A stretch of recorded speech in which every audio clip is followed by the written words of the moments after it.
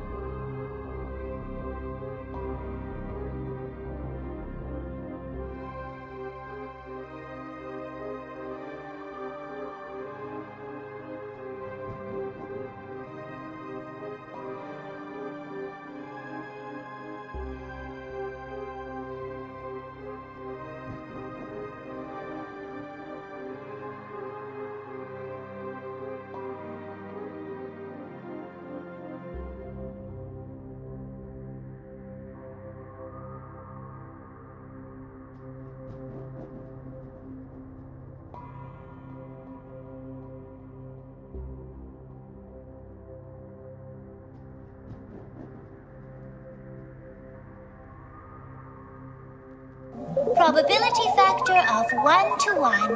We have normality. I repeat, we have normality.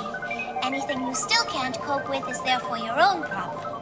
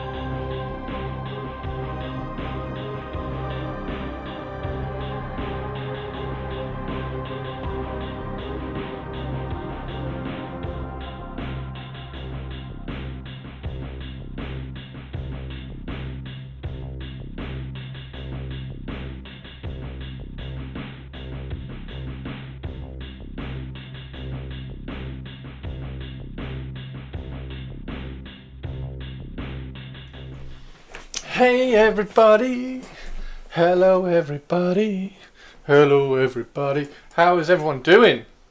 How are we all? Is everybody well? Is everybody good? Look at this, we've got Prince Uriel, and of course we're going to have a look at the Defiler. How is everybody today? How is everyone today? Is everybody well? Is everybody happy? Is everybody buzzing? Is everybody glad it's a Tuesday?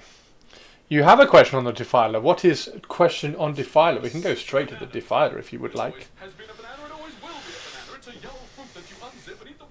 It's a banana. It's a banana. Mr. One Stop. Quarantine activated. Mr. One Stop. Now, sadly, my soundbar has died. So I now no longer have any speakers for the computer, therefore I'm wearing headphones so I can hear you all. So yeah, my soundbar has sadly died.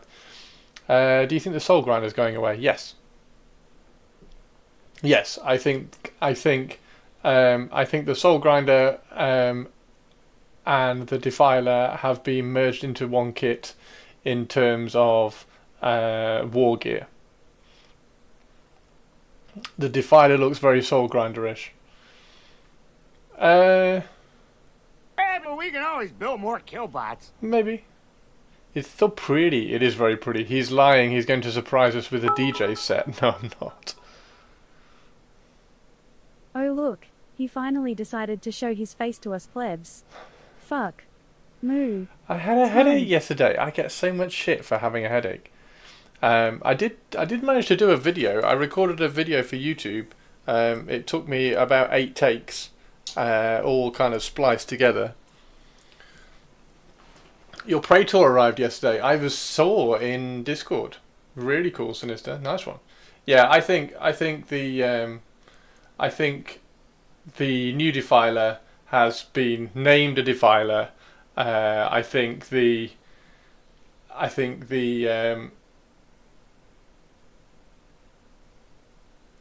Soul Grinder has yeah.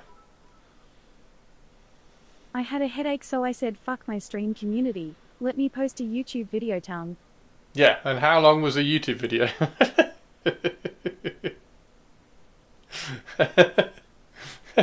The YouTube video was what, 9 minutes long? They're usually like half an hour of me waffling.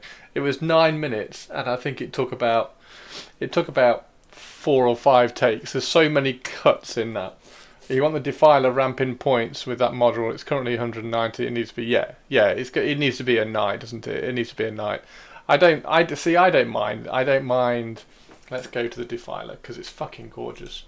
I don't mind them taking the idea of the Defiler and the Soul Grinder datasheet, merging them together and making a bigger, cooler, better, massive, like nearly knight kind of powered model. I think it's badass. I think it's just absolutely badass, and it is, like you say, it is a fucking huge base, isn't it? It's a huge base.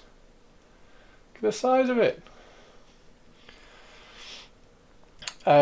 You like the EC head? Yeah, like I said in the video, like I don't think of this as like a there's loads of customization. Like everything should have 4 heads. The EC head is pretty cool. I think the Thousand Suns one's very odd. That one's brilliant. I like the base head. I think just the basic head is fantastic. It's like a demon crab and Contemptor had a baby. It's awesome, isn't it? It's absolutely brilliant. And I'm sorry, but I think the old Defiler's crap. I think it looks atrocious. And yes, you can probably have like a little bit of a nostalgia nod to it, but you can't say that that's not better.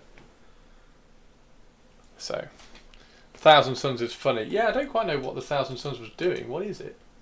Like he's got like a little squinty...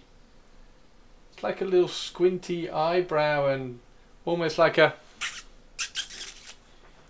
Sinister. I like that. How did you like the old Defiler? The old Defiler was a box on shitty legs. It's so weird. Chris, my bud who plays Chaos, said the Defiler was crap day one. What, the old one? That one? It's so shit. Like, it's almost like an orc. It's like, what if an orc made a Chaos Dreadnought thing? It's like, get some shitty crab legs. Like, yeah, anyway, I think it's atrocious. The bit in the middle is part of the armour, no head.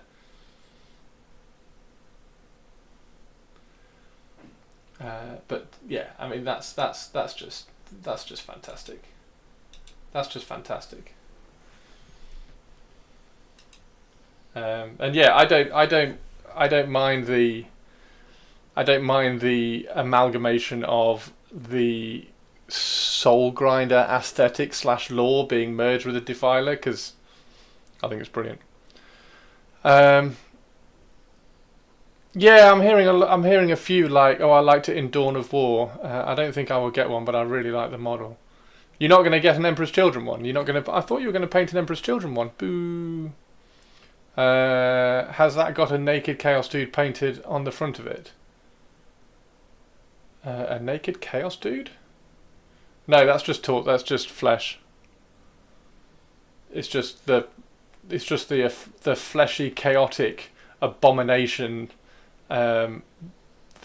that's grown and mutilated, and yeah, it's awesome. Crotch torso. I'll do mine Iron Warriors. I'm going to do mine Night Lords. Like I said in the video as well, like I was contemplating, like, wonder what with wings. Like if I gave it wings, like that might be the only time that I ever actually contemplate getting a Be'lakor, because those wings would actually look really cool on that.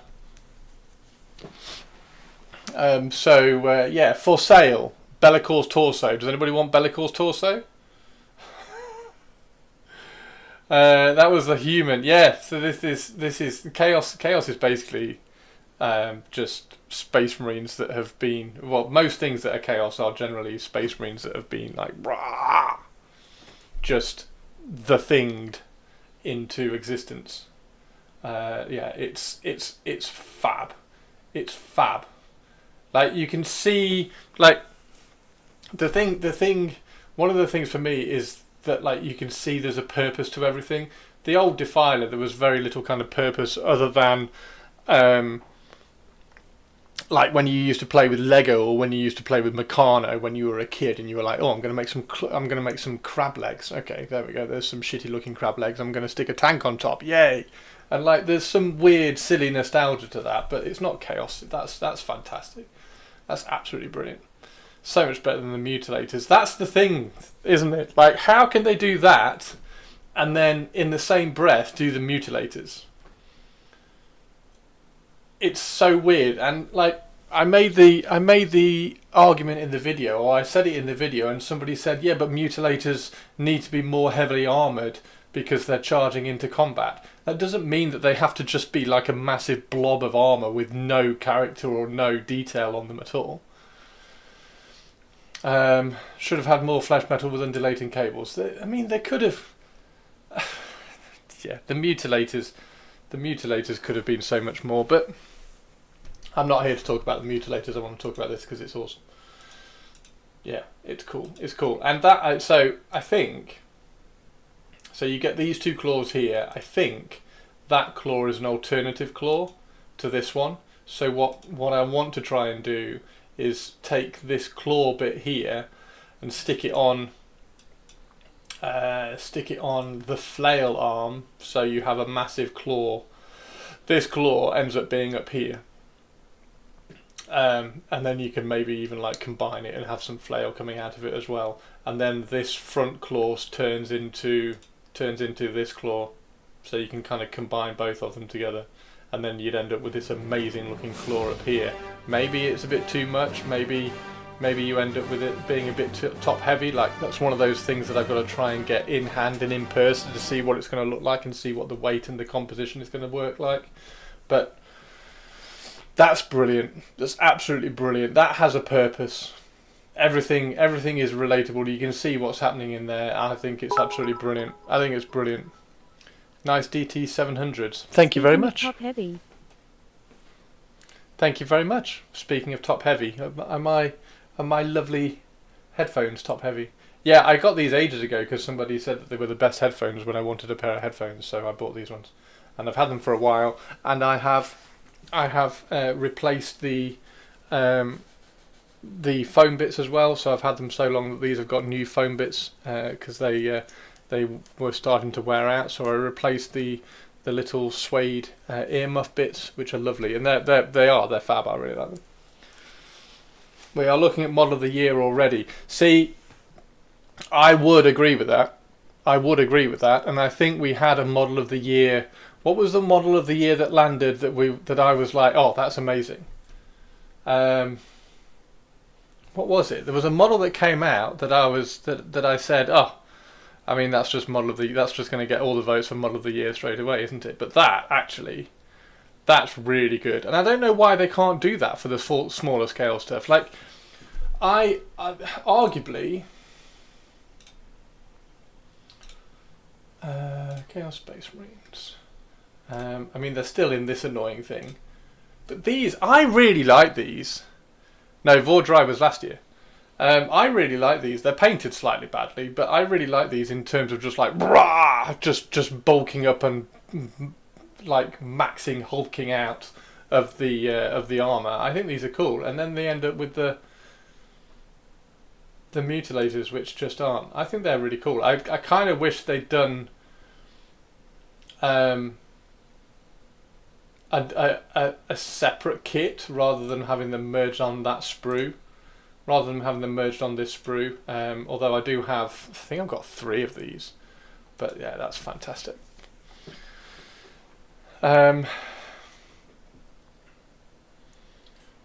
Yes, exactly. Yes. Exactly, Avian. Exactly. You like the new Defiler because it's significantly different to Space Marines. Like 10,000 years should be hulking out Space Marines, and yeah, I think it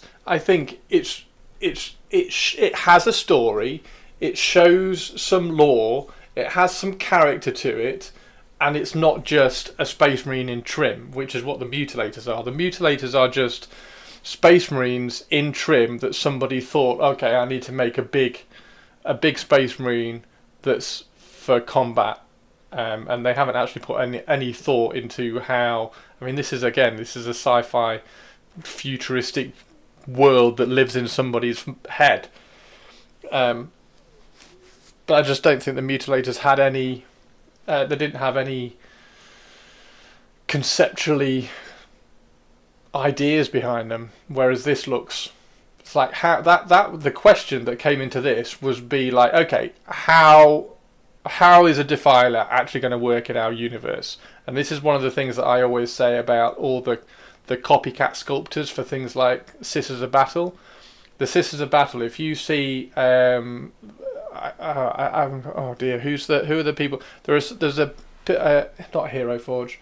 There's a 3D sculpting company anyway that did Sisters of Battle, and they did their version of Sisters of Battle, and they did like the whole army and everything. But their version was like, okay, so we're gonna put female warriors in armor in the far future. Go. So that's what they sculpted. They sculpted female warriors in the far future, and they ended up with that. Whereas Sisters of Battle are Warhammer 40,000's Games Workshop's version of, okay, this is how Sisters of Battle exist in our universe, and this is exactly the same conversation. How is a Defiler going to exist in our universe? What is it? How is it being created? What parts are mechanical? How's it kind of come together? What's the story? This has had 10,000 years of bulking up and hulking out maybe a Centurion or something, or a massive Terminator. What's that going to look like in the Chaos landscape? And therefore you get that, and it's really cool. And I like that kind of little bit of storytelling. Get a Defiler and use it for a proxy for an Orc model, but which one should it be? The Morkanaut, right? I think I might go beyond your opinion. I would have loved my Chaos Space Marines to be more like White Dwarf 99. Defiler is amazing. The fun bit, Chris, it could be more than 10,000 years. Wibbly wobbly timey wimey. Yeah, I just think that's awesome. I just think that's brilliant, and it does have the fun in it. It does have the fun in it because, like, well, come on, yeah.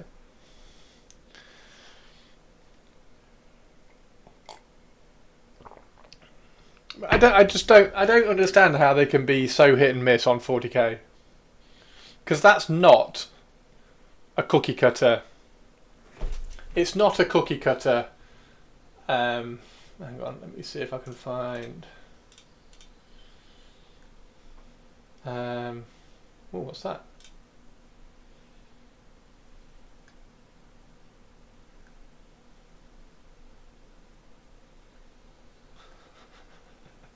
Just Rob's not even been bothered to paint it. That's quite cool.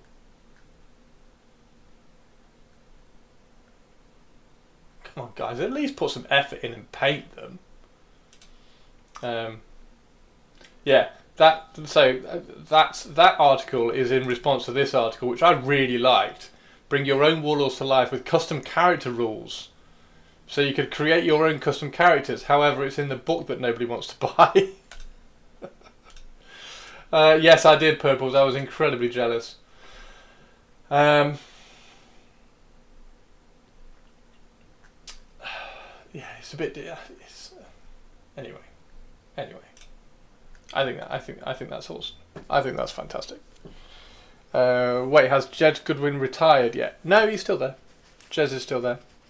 Feel like a sucker that made me make an order for book 2. Have you grabbed it? Have you grabbed it?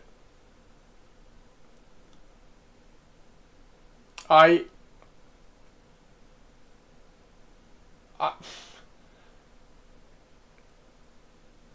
miss customizable heroes so much. Yeah, well, I mean, that's a Crusade conversation, isn't it?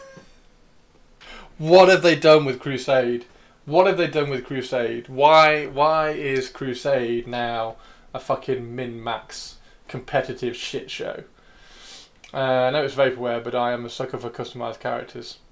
Yeah, I love customized characters. I absolutely love customized characters. I think it was really cool. I think the customized characters idea is really cool. I'm sad that it's locked behind that book. I thought it was going to be a downloadable. I thought it was going to be in downloads. I thought it was going to be one of these things. Yeah, because that's what the newer audience wanted. What? Narrative competitive shit show? I don't think they did. I mean, that's beside the point. Like, you make the game that you want. You present the game, and then it attracts the people that you want it to attract. And if you're making and you're tweaking Crusade to be competitive, then it's going to attract the competitive shit shows. Min-max cookie cutter datasheet. Yeah. Does a Death Guard get the Defiler? I guess so. Yeah, so. The way this will work is that this will have, if you look here, look. So Prince Uriel has come out, and Prince Uriel now has a new data card. So the way it will work is that Defiler will then get a new data card that will have in here. It will have keywords to allow you to take it in, Emperor's Children, blah blah blah, Death Guard, and things like that. So it will have a new data card when it comes out. That's the way that will work. Oh, Perps was a special lass, born bereft earth lost a digit tending flock, now feeling awfully glummo. Perps with 3 fingers, a copper in her glass, had 2 fingers less than most, she'll shove them up your ass. EC are the only ones who don't have it, but they will do, won't they? Because there's one in here. So they'll have. It'll be a data card accessible for all of them.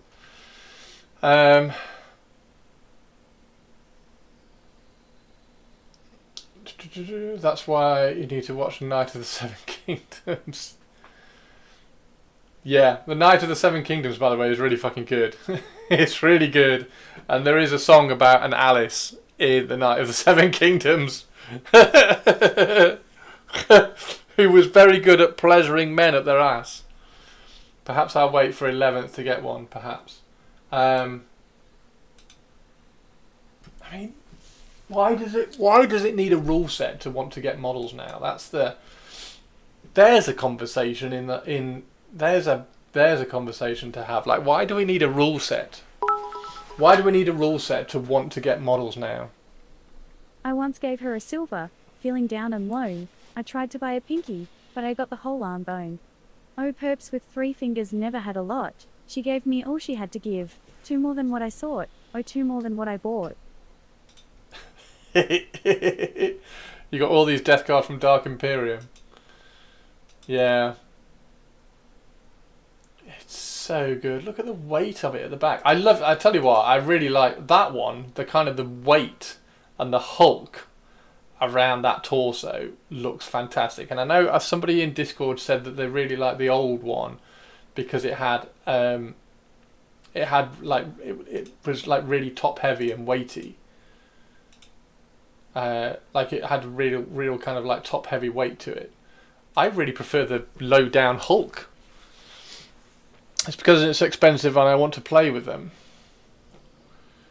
Yeah. It's such a weird hobby now. It's such a weird hobby now.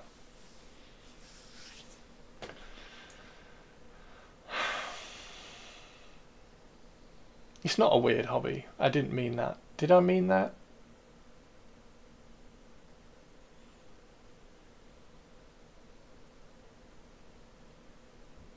It's such a polarizing, is that the right one?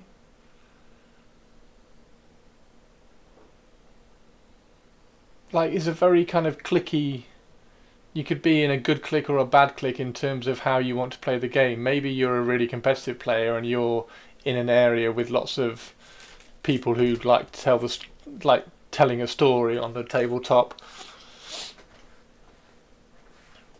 And then maybe you're somebody who wants to tell a story, or you're new and you're in a really competitive shitty clique. It's Chris called us all weird. It's fair cop. It's always been a weird hobby.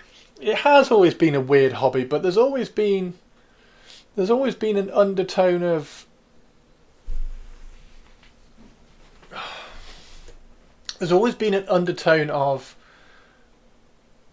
I kind of know it's silly. Whereas now it's like one stop. I love one stop. One stop wargaming in chat is fucking legend, because I will get probably 2 or 3 times a month. I'll get hey Spiky boy. And I will not eat you. Yet. You have more access. Okay, Sinister. I like that comment. You have more access to your type of people now. Perfect. You also, sadly, have more access to not your type of people now, and treading that line and navigating your way through the community to find that has become very difficult because we've started labeling everything. So everybody is either competitive or casual, and the competitive is bad and the casual is good, where actually the really healthy competitive players are really fun to play against because they understand the core of the hobby is enjoyment, whereas the unhealthy competitive players just don't understand it and dick you over all the In time. the age of anonymous video game opponents, and you put all this work into assembling and painting, and you travel to an in-person game face to face with another human being, you'd think you'd have concern over them having fun too. Yeah, and then there's also, I think there is an awful lot to the hobby, right? Because, and the community, because it does attract people who are a little bit less sociably comfortable, so don't have the social skills. So if they're coming out and playing a game, maybe they don't have the skills to communicate, and they do just kind of like dick you over, but they don't realise that it's a very wide varied community and a very wide varied hobby that attracts lots of different people who maybe don't have the awareness that some of us do. So you just get a little bit of kind of clinking. So very neurodivergent hobby. It's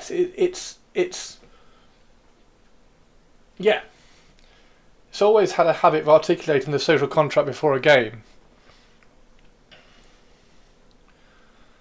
I met a lot of win at all cost sweats back in the day too. Yes! Can't expect everyone to inherently understand the social contract the same way.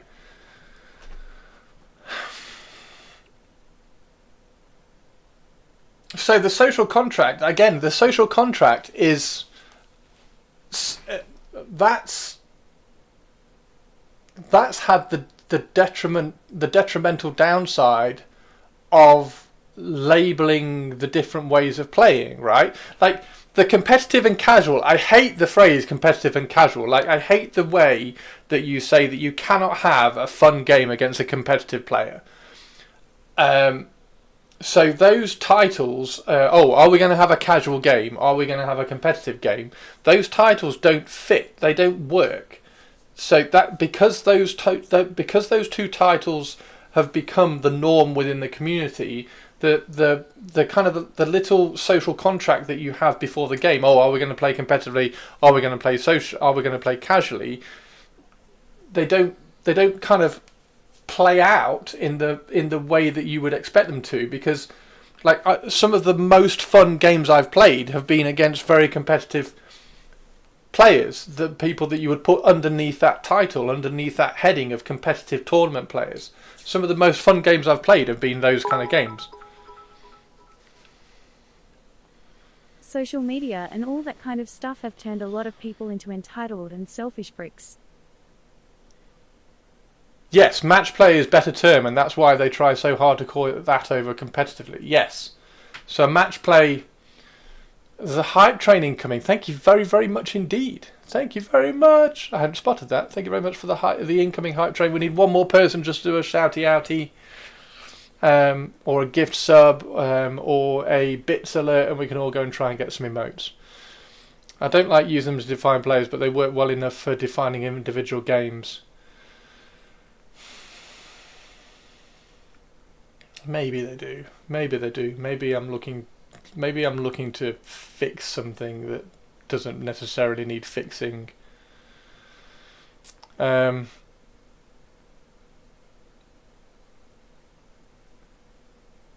we definitely need to have an understanding of that conversation so that we know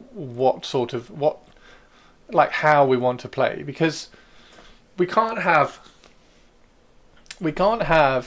and it's made me really cross, and I will do a Instagram reel about it. We can't have people turning up to a Crusade game, and Crusade has been labelled as the casual, fun, not sweaty, not competitive, not match play, all those labels or titles you want to give it. Crusade is in there, and people who are coming new into the game to experience new events and to experience the new community, to go into a Crusade game and get dicked over by somebody who comes in and intentionally has a completely shitty list that has no interactions with it, has no ways to interact on the table with the opponent, and just bitch slaps them over it, is really, really shitty.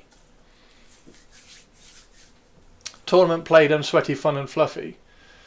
I also saw it in Airsoft. Post-COVID, everyone stayed at home playing COD War, and 2 years and only one person could win, and also win with humiliation, and it spread into the hobbies post-lockdown.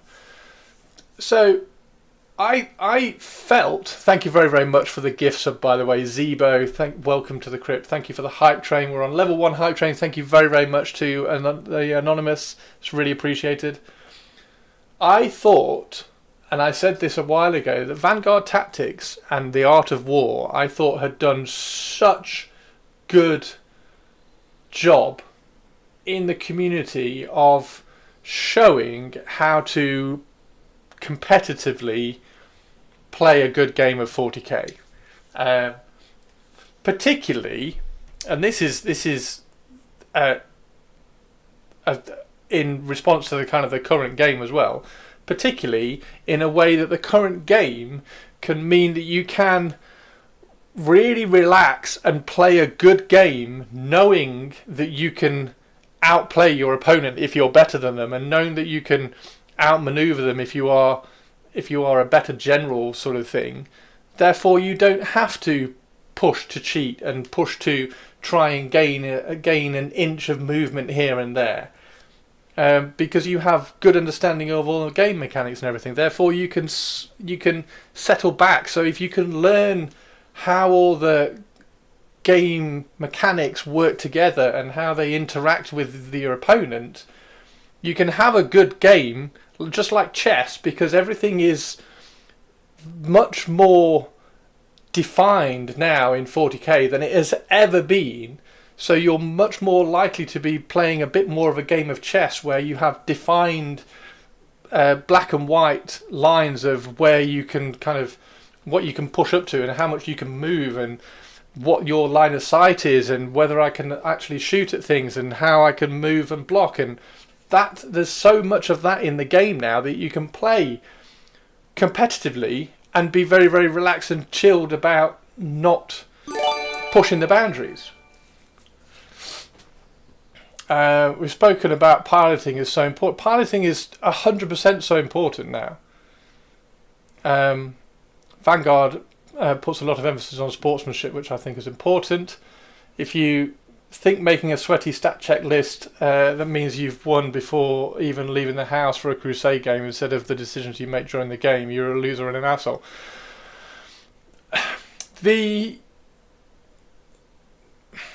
And I'll say this again, like, before Crusade was a thing, like, there was the narrative side. I can't remember what was Crusade before it was Crusade. In, like, 8th edition, there was a name of Crusade, and I can't remember what it was.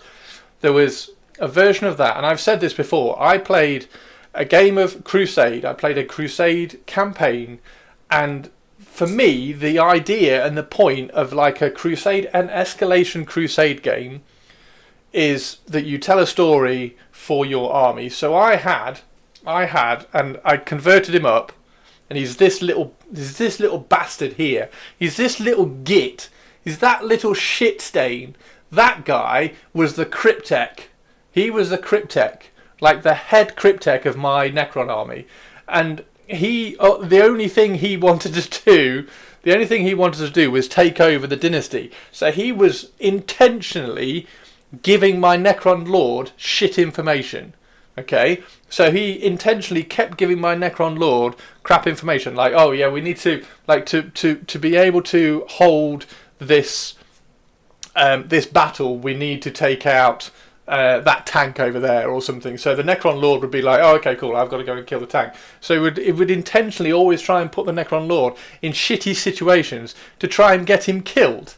Because that's a cool story. That's something that's fun in terms of, well, it's not, I'm going to stop you. I don't want to use the word fun because you can have fun competitively. I have lots of really fun competitive games as well. It was a really interesting way to tell a story. In exactly the same way when you play D&D, the whole purpose of playing D&D is that you want to tell a story. It doesn't matter about what your stats are or everything. The whole point is to try to tell a story with your friends. So I was trying to tell a story with my friends in this Crusade game. I had another friend of mine who was playing a Tau. He was playing a Tau army, and he had a similar thing, but he had a nice lieutenant in his Tau army. So his lieutenant was working with his sergeant to try to, or his captain. I can't remember what they're called in the Tau force because fuck Tau.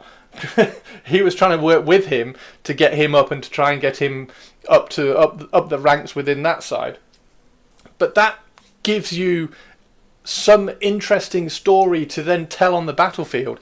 If you're going into a Crusade game purely just to bitch slap and dick wangle around, look how big my, like, that's one of the things that a number of people have said, oh, should I take this big block of 10 Terminators to a Crusade game? I'm like, no, don't take a big block of 10 Terminators to a Crusade game. Take 5.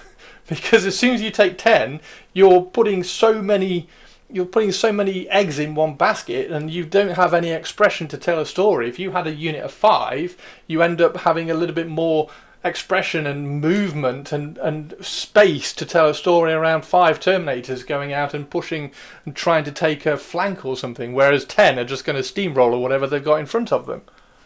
You have to have, if you're playing D&D, you have to have a negative stat. You've got to have a stat that's shit. You've got to have charisma that's rubbish so that you can't talk to the barkeep or chat up the bartender. You have to have like a strength that's crap so you can't carry stuff. You've got to have something that's negative for you. You can't just come out and dick over people in a Crusade game.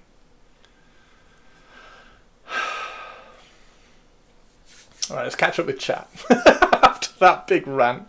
This is a good conversation. I hope it is. Like, it's so dumb. My lists usually start with the coolest looking model in the range. Like, why can a Crusade game not start with the coolest model in the range? Like, if I was doing a Crusade game now, I would have, well, beside the point that I've got my really cool boarding party, which is a manifestation and representation of that really badass cool short story where the Necron Flayed One absolutely ran riot through an Imperial ship. That's my representation of my boarding party. So it's 2 units of Flayed Ones, the Ophidian Destroyers, because I fucking love Ophidian Destroyers, and a couple of Cryptex with like little Gribblies. Why can a Crusade game not start with, right at the beginning, I need to clip this and put it on YouTube, don't I? Why can a Crusade game not start right at the beginning with, oh, that's my favourite model. That's my favourite model. And don't tell lies and say that my favourite model is a Silent King just so that you can have the Silent King, because that's bullshit.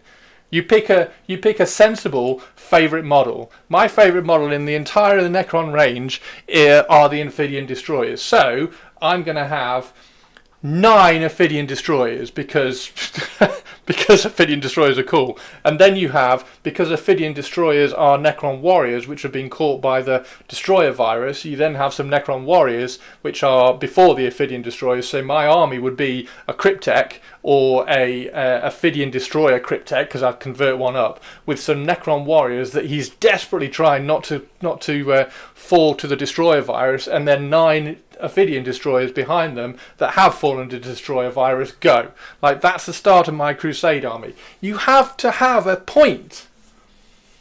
After them, right, hang on, I'm going to catch up with chat. And breed, yes, exactly, one stop. It got me so cross that one of my good friends went to her first Crusade event, their first event, their first interaction with a new community that they wanted to be part of, and they just got bitch slapped by some dick who wanted to take this stupid list that just did not interact and didn't play the game at all. So they spent 3 turns just sat there with their arms crossed, not being able to shoot anything and not being able to do anything because their army just got slowly removed from this deep striking fucking hammer unit. Got me so pissed off. Anyway, let's catch up with chat. I'm a verified D&D optimizer aficionado. I can make plenty of characters without weakness if I wanted to. And at that point, you self-police and you say, I could do that, but I'm not going to for the sake of the game. I just prefer to put arbitrary constraints to make building effective characters more interesting and fun. Any game can start that way. Incubi, well, Drazar. Well, so, okay, right. Would you go Drazar, or would you go, actually, I'm going to do an Incubi Archon. I'm going to convert an Incubi Archon and tell his story as he's trying to catch up to Drazar. Because you don't really want to put, like, Drazar in right at the beginning. All my lists start with Drazar and 2 Incubi squads, because they're the coolest. Why 2? Because 1 of 3 feels bad. Or you could spend a third of a 1,000-point army on Terminators that can move 20 inches, and after they've killed a fifth of your opponent's army, and then teleport behind a wall. Here you go, Chris. Use the start of the book as a rule. The universe is a big place and you will not be missed. No named unique characters allowed. See, at that point I would just pick up models and schedule a new game. But you shouldn't have to. That's the point. Have you seen Drazar? The model is absolutely... Yeah, I have. It's there. It's gorgeous. I've painted one of it. I love the model. Absolutely love the model. I'd do my best to convert my own. I'd try and tell a story of random Archon. But anyway, yeah. You're not reading chat, go further up. I am reading chat. I thought I've read everything. This is a good conversation. Net listing has all but gone. My lists usually start with the coolest looking model. One of the people came in to replace people who have dropped playing Orcs and starts with Ghazghkull. Like, you can't even level him up. I mean, that's beside the point. Why were you starting with the finish? Why are you starting with the end? You don't start with Ghazghkull. You start with a knob. You are a knob if you start with Ghazghkull. Which is why my Dark Eldar list is so short on the battle line, because Incubi are just was cooler. That's why I wanted Trazyn in my army. If I ever do escalation, he will be the centre of all the narrative. Tau hater detected, opinion accepted. Cheers, Biff. My problem with Dark Eldar list is that I really want Talos in it, but they feel out of place with no other Coven units around. So I mean, that's one of the reasons why I want to do my Wraith construct conversions, because I want them to represent grotesques in a Kabbalite force. So I really want to convert those Wraith constructs from the Path of the Archon books. You are a knob. D&D, Drazar. I think I've caught up with everything in chat. Have I got to go? Is there something higher up that I've missed? Yeah. Maybe not bringing him in a 500-point game. If you like Ghazghkull, it's entirely okay to start with Ghazghkull. I disagree. You can't start with, like, in a Crusade escalation game, you can't start with the end point. Maybe not bring him in a 500-point game. Definitely don't bring him in a 500-point game. Who scrambled Gaz's brains way back when? Old school Gaz, when he had his brains blown out in the first game.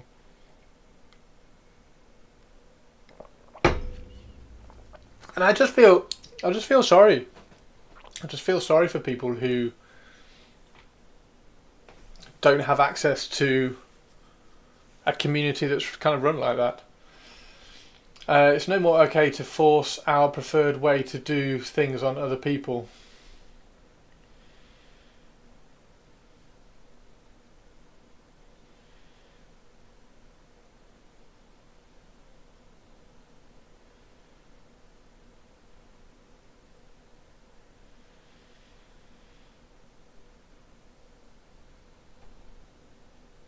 You have to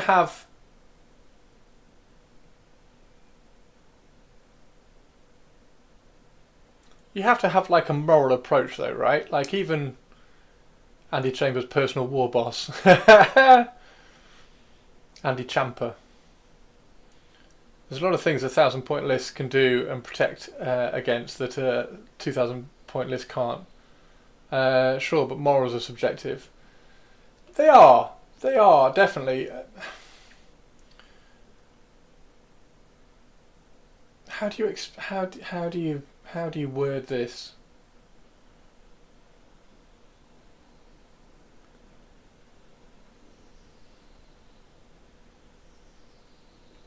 It's a bullshit argument.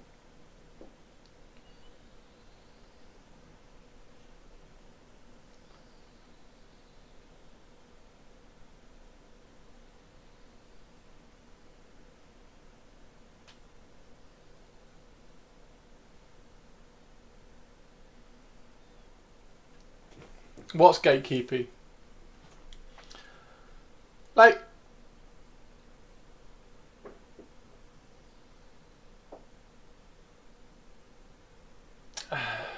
do it the way I like it or leave is not how I hobby. No, but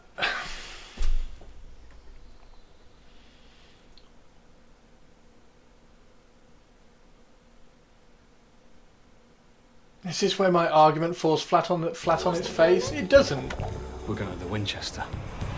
Because you have to have... Yeah, boy! Hey, whiskey. It's me you're looking for.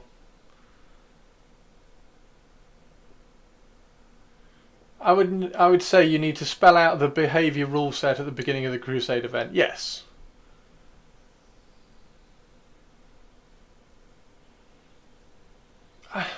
Yeah.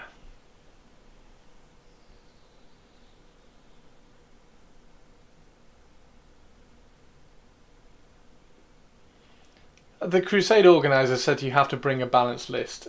See, that's like, I don't know. I think it ends up coming down to session 0. There we go. One stop. You need a session 0. You need a session 0 to understand things, and you need to make sure, like, if Critical Role, well, it did, didn't it? It did have a meta chaser in it, which then got removed. You have to have understanding, and a balanced list for somebody is not a balanced list for somebody else. A balanced list is a very overriding title for things like competitive and casual. It's that title again. And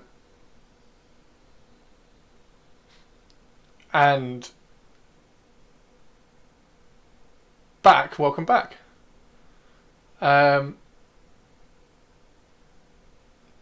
Because a balanced list means different things to different people. Like a balanced list for me in a Crusade, I mean, a balanced list, I wouldn't like, to be honest, I wouldn't like to bring a balanced list in a Crusade thing, because I want to do like some complete weird, wacky, wonderful expression of a random glimpse of my Necron or my Drukhari or my Eldari idea that I got in my head. So the balanced idea, if I was running it, I probably wouldn't say bring a balanced list.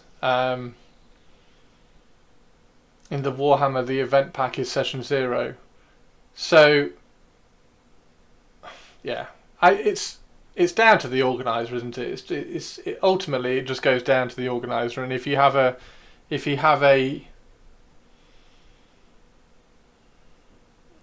I don't know, because maybe that organizer really wanted like competitive balanced lists to push the boundary of Crusade. I don't know.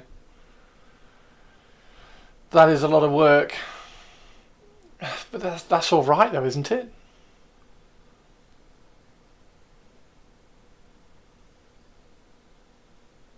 I mean, I don't think you need to review the list. Like a session 0 in my head is like where the list starts from and where the the Crusade, I think ultimately what we're doing is I'm banging my head thinking that Crusade, in my head, if I was to do a Crusade event, it would be something different to what Crusade is considered at the moment.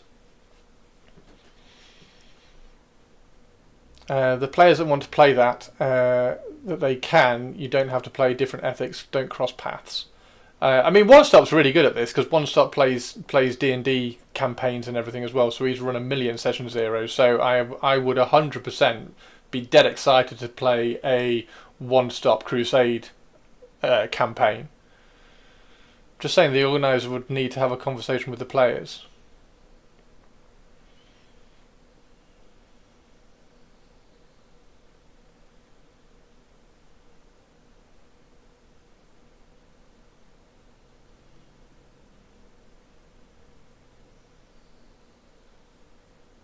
Yeah, so it started because one person wanted to bring an 800-point Orc Knight in his 1,000-point starting list. So it's the little paragraph right at the beginning. We are going to run a Crusade event, and the purpose is this. And the telling a story thing is just not considered by anybody. I don't think anybody considers telling a story. It's just write 1,000. I mean, the other thing is starting a fucking Crusade escalation league at 1,000 points.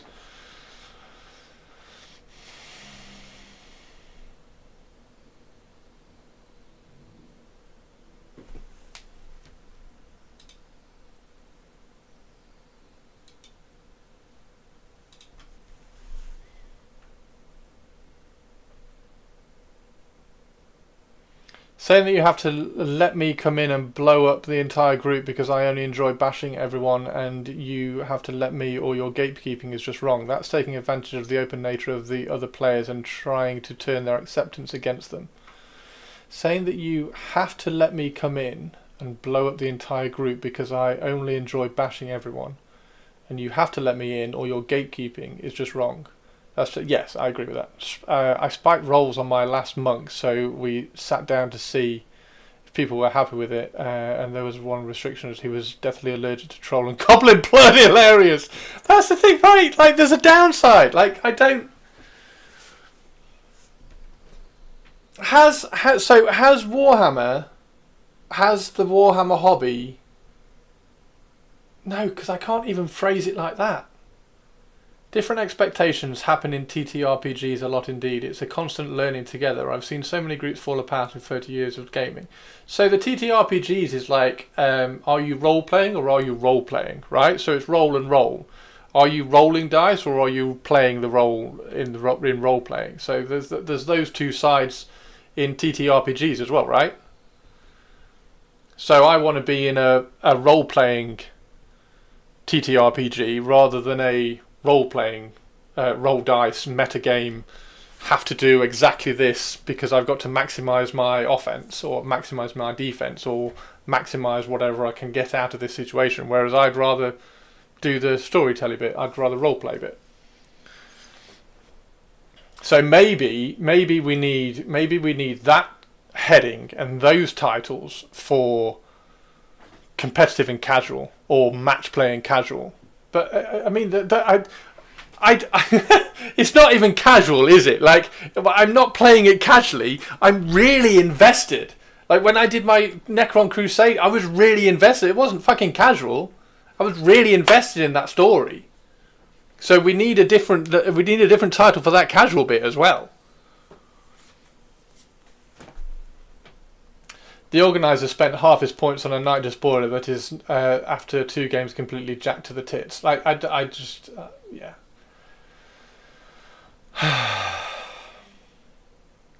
Right, Hannah, from a new player's perspective, building an army for what the organiser said is an escalation crusade, I would have had to make an army and anti-meta list that isn't going to be usable in any other context, like no thanks.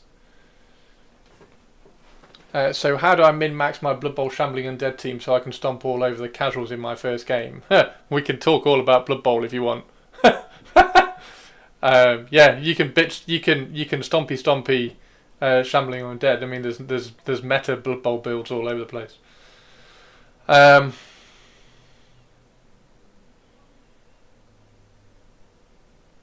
Yeah, I think. Playing Undead in the first place is usually enough against casuals.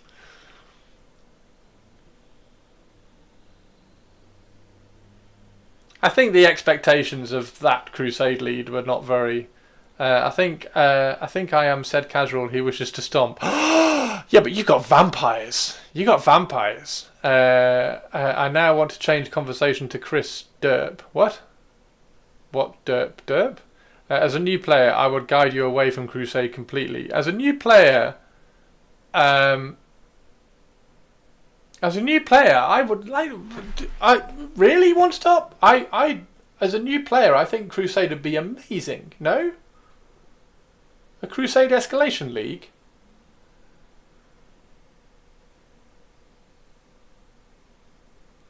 I just don't support the idea that anyone who doesn't play exactly like we do are automatically going to do the worst, most toxic thing possible. It's way more nuanced than that.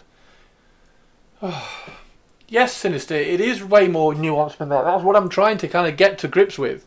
Crusade sounds amazing if everyone's on the same page.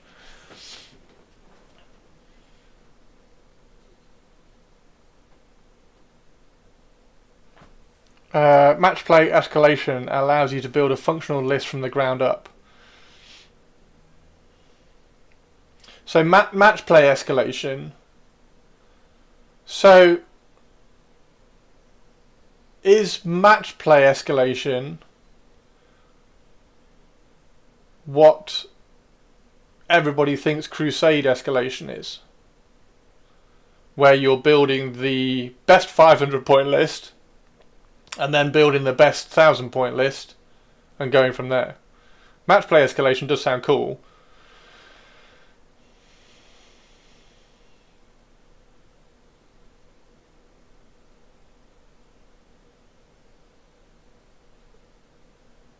Seeing many players drop out means it was badly handled by the GM. Yes, it was new themselves and didn't know what they were doing.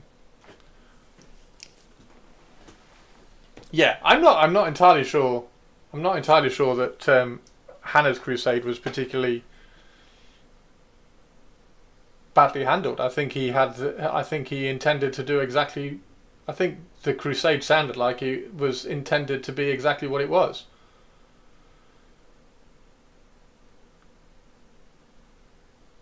So why would you run a Crusade escalation rather than a match play escalation?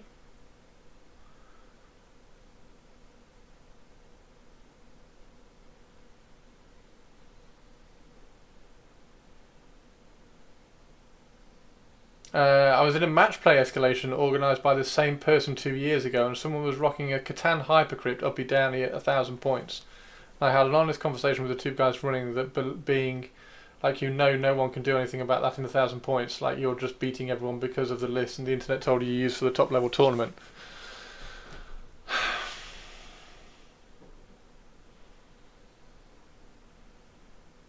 Yeah. I want to hear more about your Necron Flayed Ones. I would love to flesh out the Flayed Ones. So it was reskinned Necrons. The look more flayed one, that look more flayed one-ish, but run under normal Necron rules. So Chris loves mutilators and hates defilers. His next army was Sylvaneth tree people. Oh, and maybe some ogres.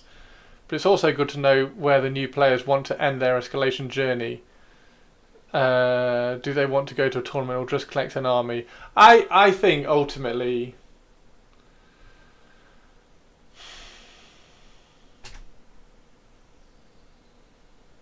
it's just about communication, isn't it? And like it or not, a proportion of the hobby community aren't very good at communicating. Also known as kind of like the ghouls in AOS theme-wise, but Necrons. I'd love to run it. I'd love to do a gaming club. I'd love to do a gaming club. In my LGS, they codify matches events by adding competitive if they mean it's going to be sweaty and winning at all costs. It's specifically called out, and all of the matches events run without that addition.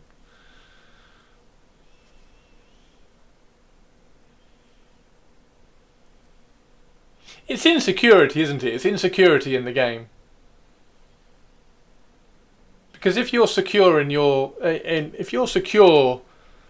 yourself and in playing the game, then you don't have to take completely interactive, horrible lists to play against.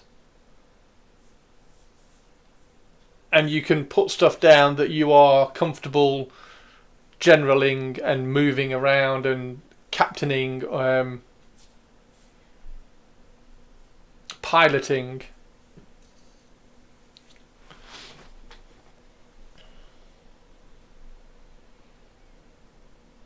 Same with TTRPGs, really. Just go look at Reddit. I mean, I think this is going to happen. I'm pretty sure there's going to be this in Magic the Gathering as well.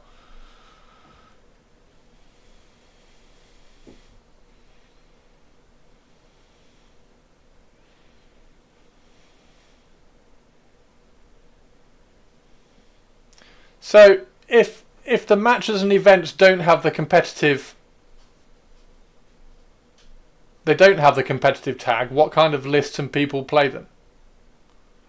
Like me, Marcus and Pinder, random Wednesday game. First question, is this tournament practice or throwing dice? I like that. Tournament practice or throwing dice. I like the throwing dice. I like the throwing dice title. Because this is the thing that I'm trying to explain. One Stop, myself, Marcus, Pinder, as One Stop is labelled there, are all tournament players. We're very good at playing in tournaments. I've got trophies back here for playing in tournaments. So I can be precisely competitive, but I also like throwing dice. I love throwing dice. I love making up stupid fucking ideas for Necron armies and Necron Crusade armies and Necron ideas. I mean, hell, a few months ago, One Stop and I were going to stage Reign of Fire on a fucking Warhammer gaming table with Imperial Guard versus loads of Hell Drakes. That sounds amazing. It sounds really cool. Hell Drakes versus an Imperial Guard. Siege time. That's just throwing dice. Hell Drake's shit, but it would look amazing. Non-comp means beer and pretzels attitude, just having fun. See, there's the just having fun thing again. Like, competitive is having fun. I have a lot of fun when I'm playing competitively. Marcus Garage is a bar. I need to come up to your gaming club again sometime, Stu. I've got some really cool fucking models to show you, Stu, as well.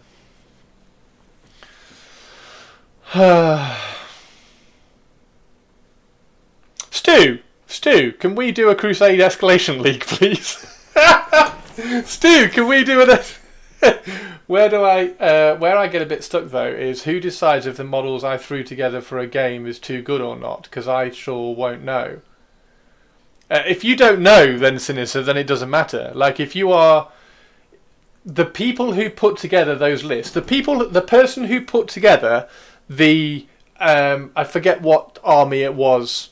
Hannah, was it Iron Warriors? The person who put together the teleporting in block of Terminators and stuff that then bounced and teleported around knew what he was doing.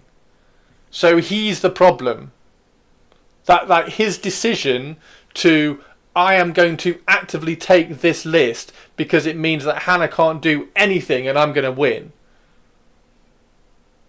That's his problem. If you don't know, it's a tough thing to balance casual and sweaty players. My main gaming buddy only has ultra sweaty as a play speed, and it's often frustrating to deal with his ultra optimized play when all you want to do is a laid back beer and a pretzels kill team game.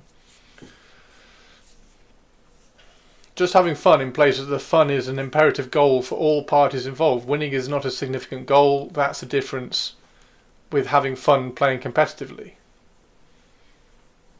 So I just think we need to stop saying having fun and competitive. I think those two need to be removed. I think that, like, I really like One Stop's kind of tournament practice throwing dice. I think is a much better pair of titles for what is currently considered competitive and casual.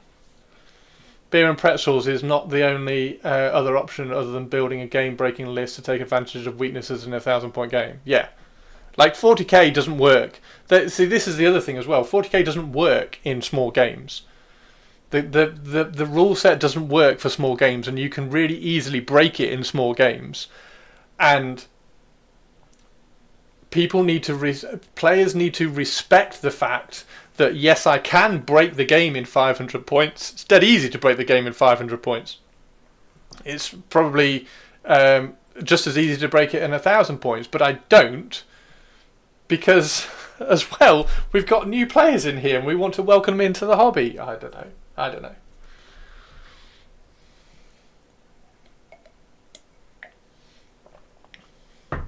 Yes, 100%. Oh, One Stop. What army should I take? I tell you what would be really, really fun. One Stop. Get a list of some people who want to play it, and then get them to list the armies, and then the other people can vote on which army they take and which army they start growing. Because I know, for one, your whatever army you kind of crusade escalated would be fucking nuts. I did have this conversation ahead of time with the organizer. Beating kittens in a sack is not fun. Please do not beat the kittens. If it's a problem with a single individual, then there needs to be a conversation with a specific individual. Yes, obviously. Maybe someone just doesn't know how to build armies, so they copied something they found on the internet. If they copied something that they found on the internet, then they don't know how to pilot it. They don't know how to. They don't know. They don't know that it can charge forward and bounce and teleport and do all that stuff.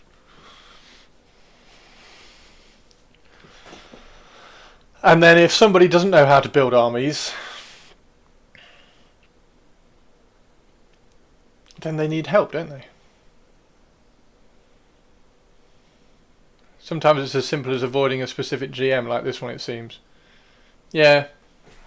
How big's your gaming club, Hannah? Did you? I think I heard that. Hey, Nigma, how you doing? How big's your gaming? I think I heard that that you've got like a list of some cool people that go to the gaming club that you're going to do some more with. On another comment, a 1K list that stomps one person falls apart versus many other. One stop. The way their things seem to work is that they could tailor each list. So at every game they could tailor the list. Which is even worse.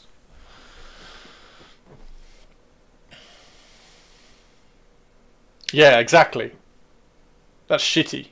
That's shitty. What army are you going to take? Have we got our team? Have we got our team Facebook chat still open? Message them and ask them if they want to do.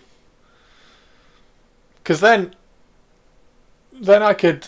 I was just thinking like I could do like a YouTube series on it or something and just try and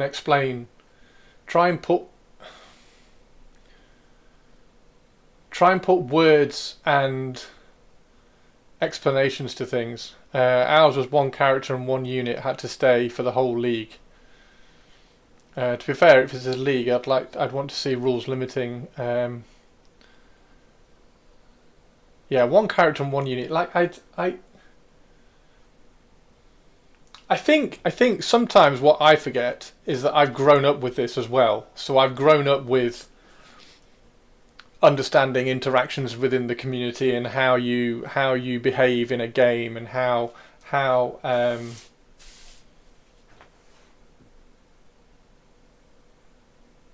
yeah. Don't need to finish that thought off.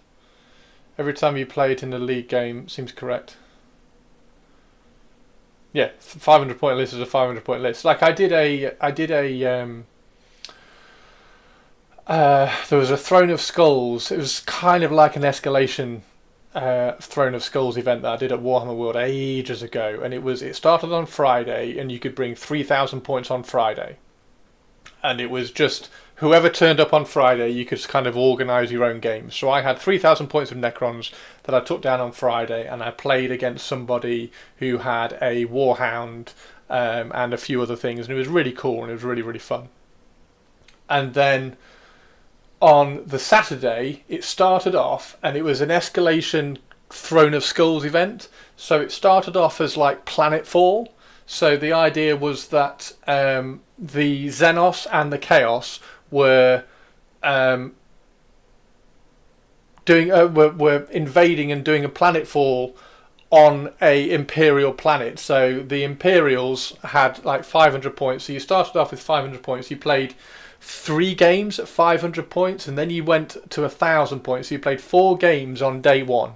500 points, 500 points, 500 points, and 1,000. And then on day 2, you played 1,000. Did you do 1,000, 1,500, and 2,000? No, you can't have done 3 games like that. Maybe it was 1,500. Anyway, you played some games on day 2 as well. So as soon as the rules pack or the event pack said the first 3 games are 500 points and that's the planetfall, I was like, well, I'm not going to take any. Like, there's no point taking any Necron tanks for that, because they're like, I want a Vanguard. I want Vanguard forces on those first few games, and then the further down the planetfall, the further down the event went, the more kind of ground forces that I had in the army. So it started off as like loads of fast bikes and loads of wraiths that were kind of teleporting down and everything, and then it ended up with like a monolith and everything else. So Chris has more reps than most of us, I would say. I'm not too familiar with Warhammer outside of the lore. I just can't really find anyone streaming sci-fi TTRPG. Hardest thing to learn is to handle confrontation people with confidence or more experience believe they can control what's right and wrong. See, I don't mind playing the dick at, and I don't think you do either, One Stop. I don't mind playing the dick at events because I'm confident and comfortable in how I play to be like, no, you're not allowed to do that or whatever. Like I did, like the trophy up here, that third place trophy up there, I played the dick in the final game, who was Grey Knights. He played Grey Knights and he just had the new Grey Knight thing drop, and he was trying to like invent all sorts of rules. And I still won the game. So you're giving me an idea for the league. Tell me. I'm gonna have, like, if you message me on Facebook, like, yeah, I'm all up for it. You're all far more experienced at actually playing than I am, I'm sure. I'm probably, but it doesn't need experience, does it? It just means I'm more comfortable on the tabletop because I've seen everything happen. Like, I've seen people roll a dice into a ruin where they've hidden another dice and then pull out that dice and say, oh, it's a 6, I've seized the initiative. Like, I've seen everything happen on the tabletop. What exactly do you mean by points? You have given me an idea for the league. The dick needs to show the receipts rules that allow them to do what they do. Or the person they're playing against, me, knows the rules because I've read them all before. I have a weird photographic memory for rules. It's weird. Oh yeah, sorry, Tsuki. Yeah, when we're playing games, so these are the kind of the models and the representations of our armies on the tabletop. So this might be 60 points, and you have to make an army worth a certain number of points that you've agreed to play with your mate. So if it's 1,000 points and this is 60, then I've got 940 points left to spend on other units. So I just kind of fill out and I add units until I get to 1,000 points. Like that you start with 3k, but each unit type has a number of lives, so you have to plan the engagement, i.e. a Land Raider has 2 lives. Once it has been destroyed in 2 games, it's gone from the campaign. That's a fucking cool idea. But Necrons get more lives, right? Because they reanimate, right? One stop. I can't be Eucharist. I'm more likely to remember the rules from a prior edition than the current edition. Hence me going, wait, what? Yeah, I do have a weird photographic memory for stuff like that. Like, even going from edition to edition, I pick up on the changes. Makes you really consider your sack units. Necrons can sacrifice units to add lives to others. I wouldn't be playing Necrons anyway. I'd probably play Drakari. Okay, Chris, roll on this chart and see what happens to my model from my shock attack gun. I was reminded of the one rule change I would like to see next edition. Melter should be good again. Yeah. Well, this guy's got melter. Oh no, this guy's not got melter nipples. He's got melter nipples. Right. Oh no, he's not got melter nipples. Where's the one with melter nipples? I thought. Oh, interesting. Oh, so he's being magnetised. Oh no, because that's the... Oh, they've painted 2. So they've painted a Standy Uppy Iron Warriors one, and they've painted a Hulking Down Iron Warriors one. That's cool.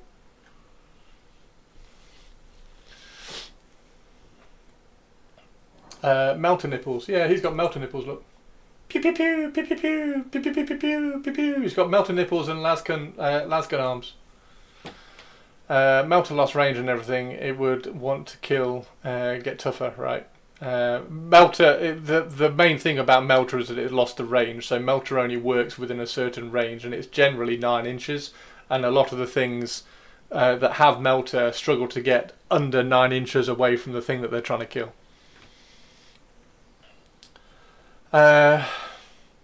Wait, they can bounce up and down. What, the melter nipples? I'm doing the hulking down Iron Warriors one. I fucking love the hulking down. The hulking down one is stunning. I know. I say it all the time, but I hope Games Workshop send some of these out for review, because that is, totally doing a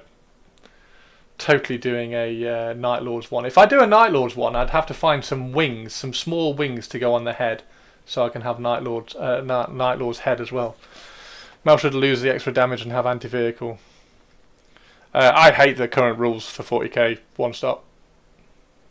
I hate the current rules. I want to build one so it can have it extended and contract. So if I do get them, I'm actually taking the nipples out. I don't like the nipple guns, so I'm going to blank them off. I'm actually going to fill it in, or replace it with a skull or something. So I'm not even going to have the nipple guns on mine.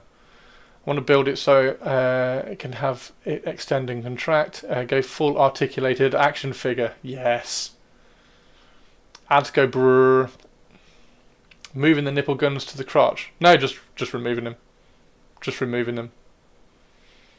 It's got its data sheet. Now, what is bad with the game, Chris? Oh, there's far too much to go into. Far too much kind of synergies and yeah, there's far too much to go into. That's a topic for definitely another time. Definitely a topic for another time. Is the objectives bad? No, I don't think the objectives are too bad. Look at that. That is just badass, though, isn't it? Yeah, all things equal, everybody, how are you equipping your Defiler? Are you going to have the melter arm, the missile arm, the autocannon arm, the las cannon arm, the Vindicator battle cannon chest, the heavy plasma cannon chest, the flail? I think that's everything.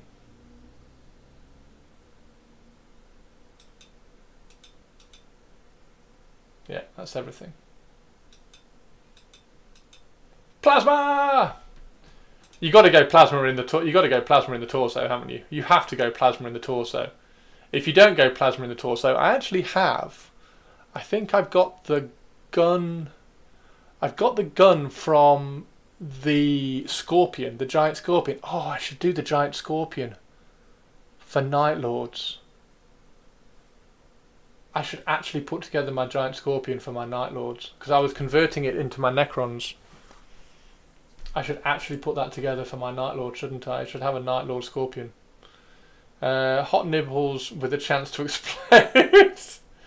pierced hot nipples. You're going to use a 30k Siege Dread for mine. A 30k Siege Dread? Scourge or whatever. So you're going to have the flaily scourgy thing. So plasma and Scourge. What's in your other arm? One stop. The flail is mandatory. I mean, I'm going to cheat. I'm going to give one of mine a claw up here instead, and then massive bat wings. And then I need to find some bat wings, some smallish bat wings to go on the helmet to make a Night Lord's helmet. Because I'm doing chaos without the chaos. Yeah, you're doing Iron Warriors, right? So you're going to do like a really cool Siege Dread, massive Siege Dread. Kind of drawn to the double Bale Flamer. That one. Oh, is that a Bale Flamer rather than a melter? I thought that was like a melter, hot melter knife. Is it on that one? No, that one's there. I love the autocannon. I might have to do autocannon on mine, but I'm going to cut the barrels and extend them. How much do I have to pay you to teach me 11th? Do you take arms and legs? You don't like the barrels? I mean, they've got a join down the middle of them, which they haven't filled, but Yeah, I do quite like it. Autocannon looks cool. I am thinking of doing painting tutorials again if anybody's interested in painting tutorials. You have to be able to take good photographs. That's the only thing. You like barrels on my arm gums. The unfilled gaps are in the lore. Taking the autocannon and extending the length of the barrels. Yeah, that's what I want to do. I think. I don't think. I mean, I could also do it. Hang on. I could also do it with the las cannons. I've got to get the kit in hand before I decide. But I really like, and I'd probably magnetise everything anyway, because it looks reasonably easy to magnetise. But yeah, I'd probably quite like to cut those barrels out, extend them, and have really long barrels. Oh, stop selecting it. There we go. The las cannons are quite cool.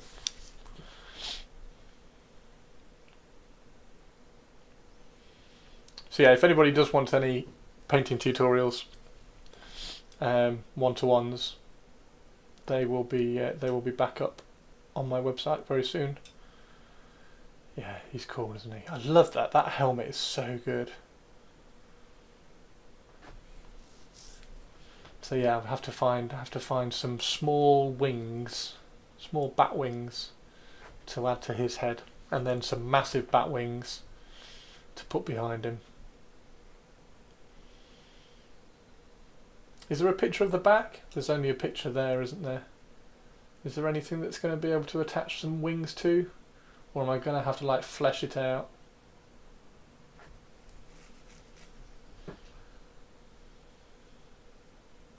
Can I attach? Oh, I suppose I could attach the wings there and just kind of flesh that out. Right, awesome chat, but I've got to start shutting down to head home. No worries, see you later, dude. Yeah, drop us a message on Facebook, Stu. The wings from the Soulblight Underworld's Warband dude should be the right size for the head. Soulblight Underworld's Warband dude. Oh yeah, I've got that guy. Yeah, it's so cool, isn't it? This is going to look amazing in your Chaos Force one stop with all your Mauler Fiends and stuff. What this needs is hover plates instead of legs and more stubbers. No, it definitely doesn't need more stubbers. I fucking hate stubbers. Hover legs would be cool though, wouldn't it? Hover legs would be interesting. Right, shall we paint? Now we've had the ranty stuff. Aristocrari had some big centerpiece. Yeah. Yeah.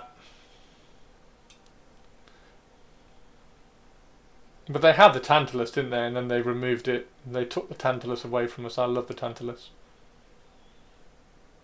Yeah, I'm just going to have the Tantalus. I'm going to take the Tantalus and 20 Incubi in our Crusade Escalation League. Stu. Closest thing would be a Void Raven. I haven't got the Void Raven actually. I need to get the Void Raven. We have the Pain Engines, I suppose. Yeah, they're not that big, are they?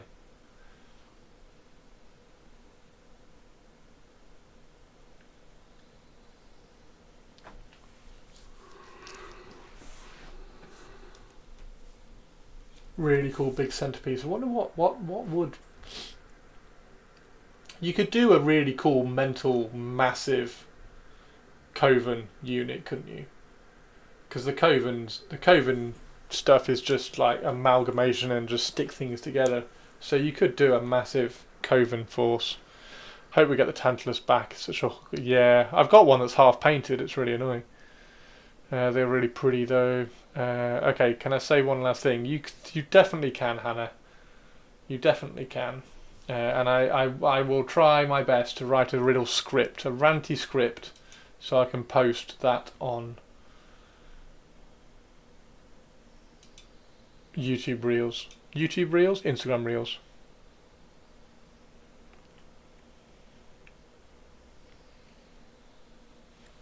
Point and laugh. He was complaining about that. Yeah,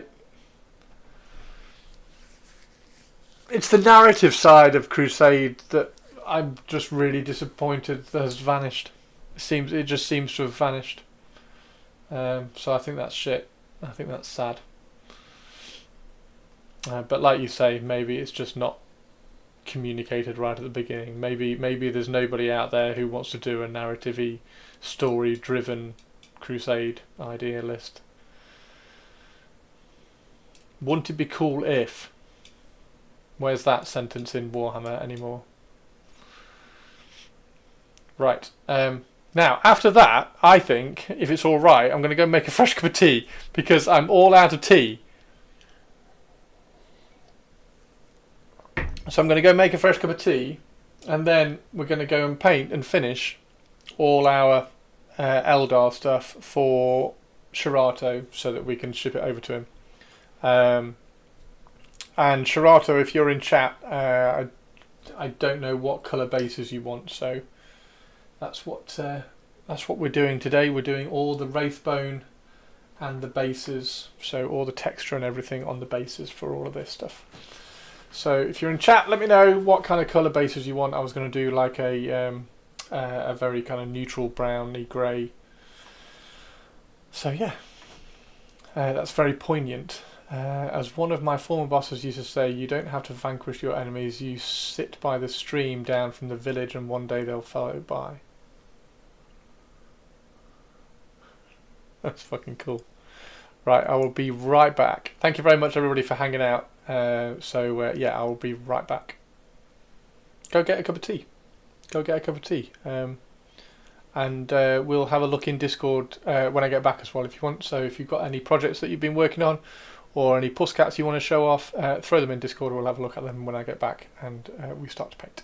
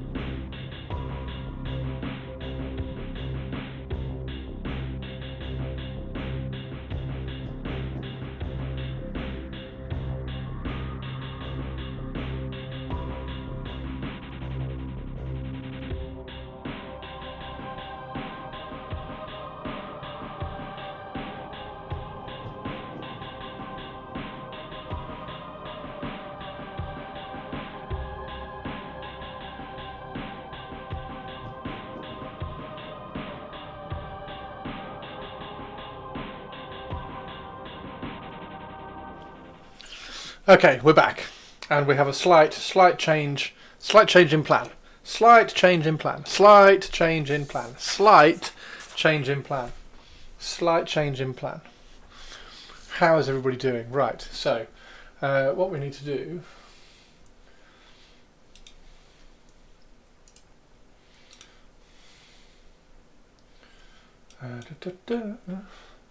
Right.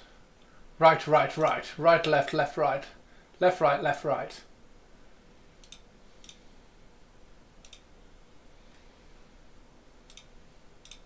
And we should probably put some music on, right? Should put some music on. You have a plan. I do have a plan. We're going to paint in. We're going to paint in a second. I just want to do something first. Just want to do something first. So.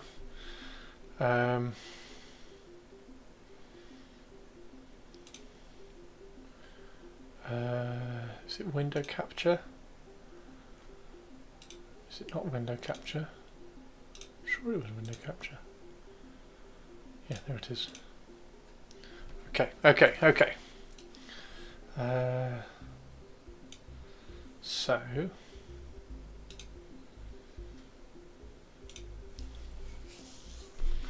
up, down, left, right, A, B, A.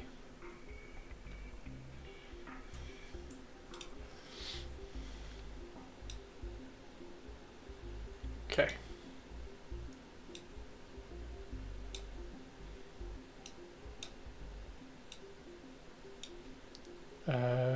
So I want open desktop. Boom. Okay.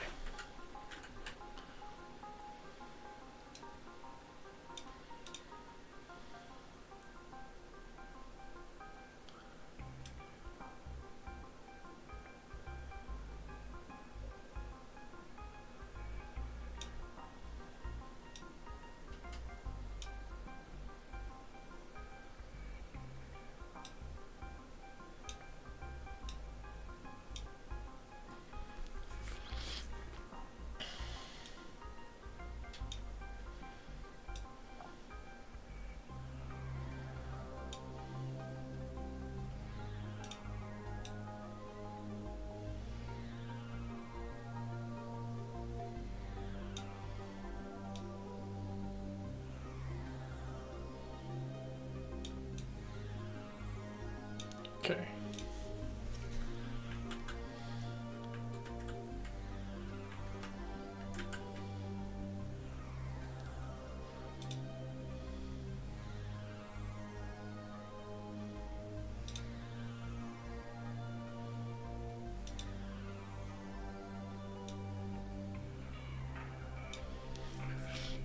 Your Contra Infinite Life code. My what?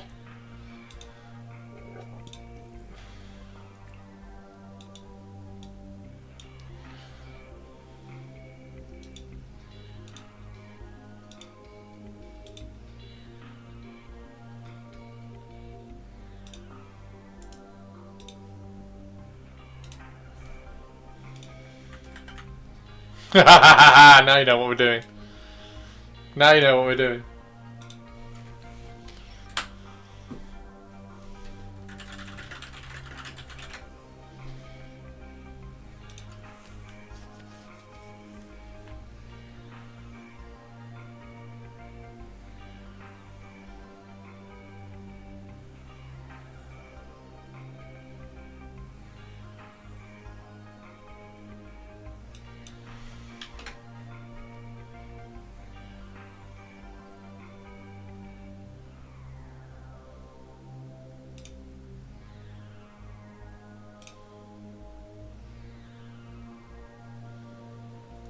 What am I doing?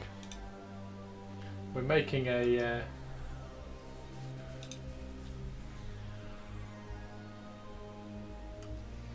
we're making Night Lord's kill team.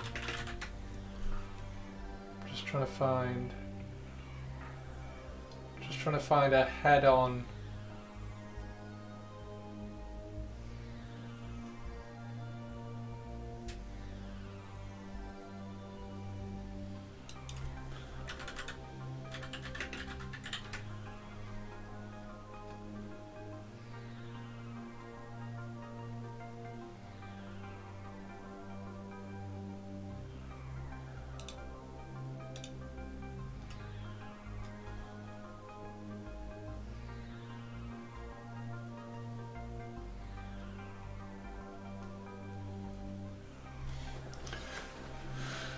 Still looking at Discord as well. Yes, we are. Definitely looking at Discord.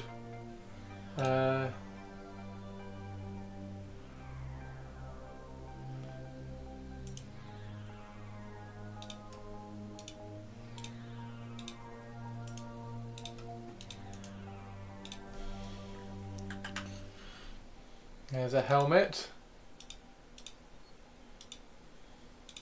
Okay. Right, so we got some bits. We got some bits. Right, let's go to let's get some Discord up as well then, shall we? Because we do have some Discordy stuff. How's everybody's Discordy stuff going? Right, start with Puscats. Super Batwing helmet for the Defiler. We're doing a Night Lord's Defiler. I just want to see how it looks.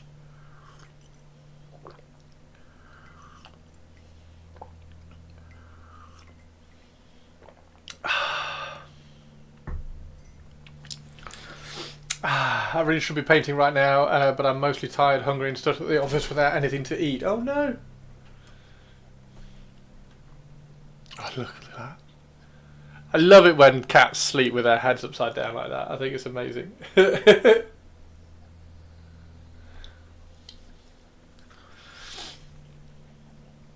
How about stealing some bat wings from the Soul Black Gravelords and make them extra big?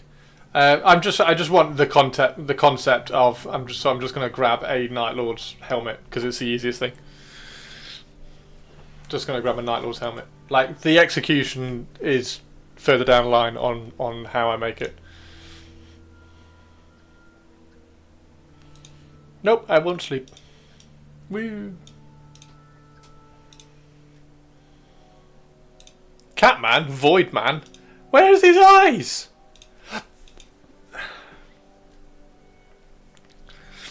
Pogo tired of waiting for the stream. Oh, dogs. You need pics of danger belly rubs.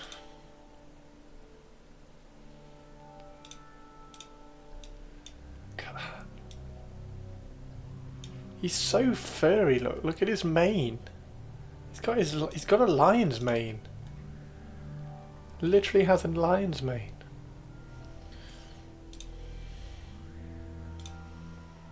Looking cool, Sinister. Is this all glued together or is this sub-assembled? I like it. Long-haired domestics are great. It's Batcat. It's a cool model. I do like the model. The model's great, isn't it? Priming is done. Spot the intruders. Ah, we have intruders. What are these? What are they? Oh, there's Maul. I love Maul.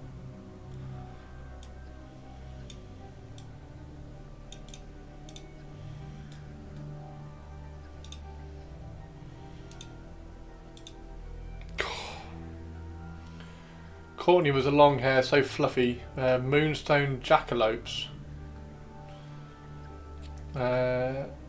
Took a lot of work to get him to double fist that hammer.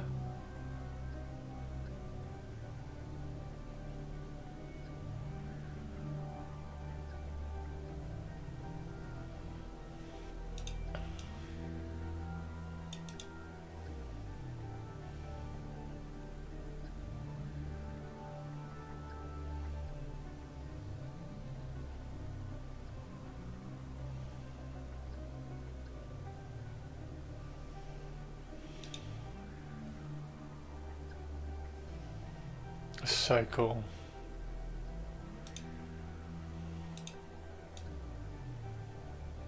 I love the skin tone.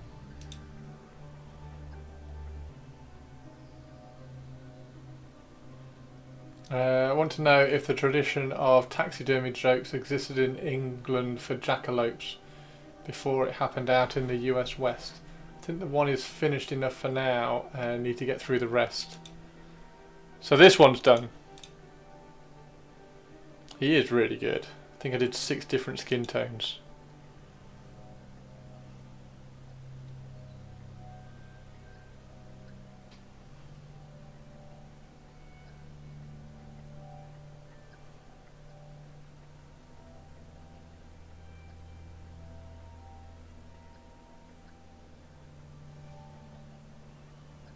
Just really good. And I think Saxdeuce has put some more up as well.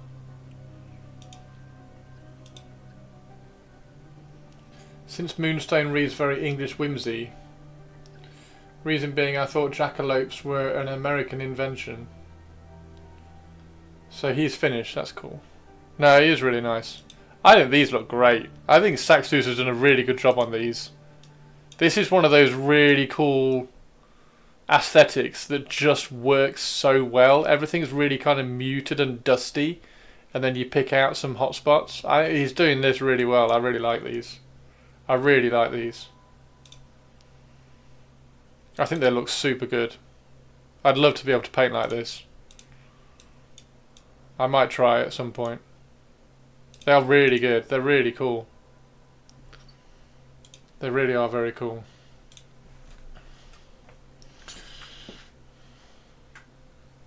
He looks very angry.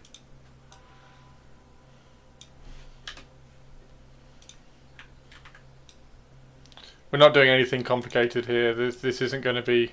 This isn't going to be a mega, like a crazy mental Photoshop tutorial or anything.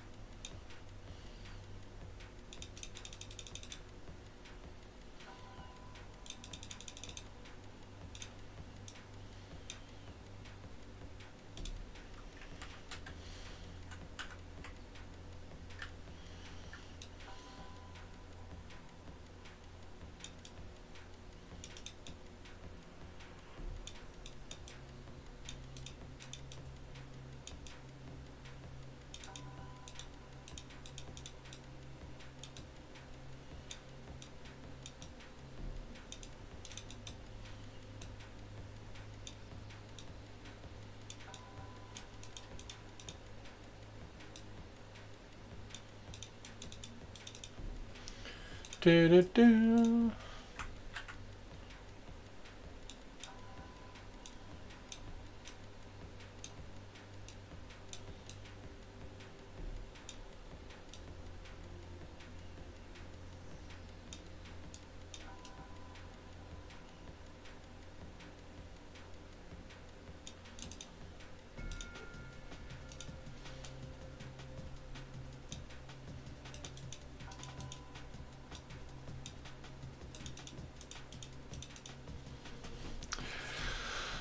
That's that one. Let's do this one.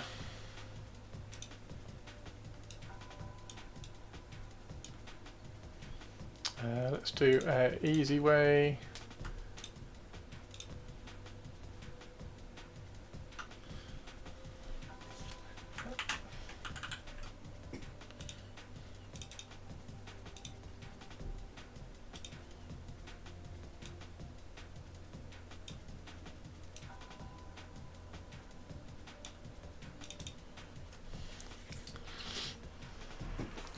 Looks very angry. Brush metal is a nice look, very nice. Think. Oh no, wrong one.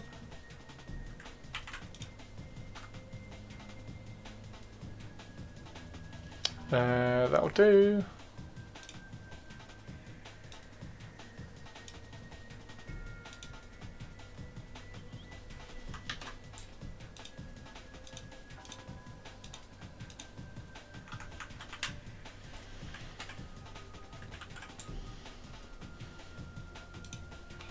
Let's do this one as well.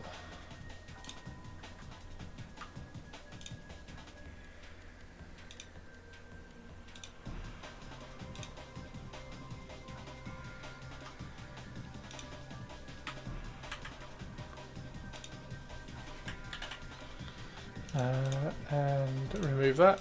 Bye bye Warhammer community. And then we need a right. There we go. Okay. Right. Let's construct shit. That's got to go behind.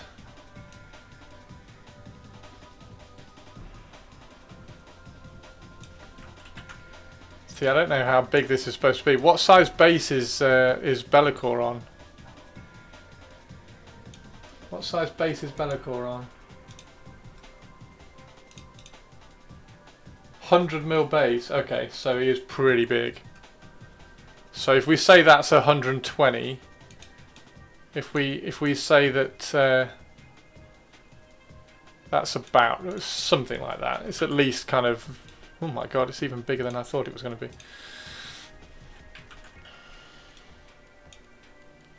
If we think it's like even a little bit representational.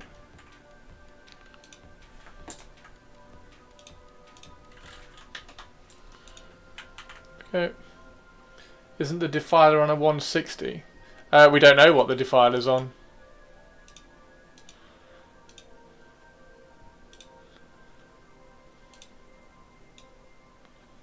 Yeah, we don't know what the Defiler's on.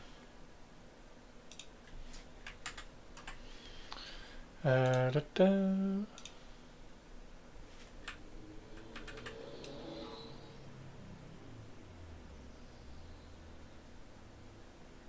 I'm going to leave the base there.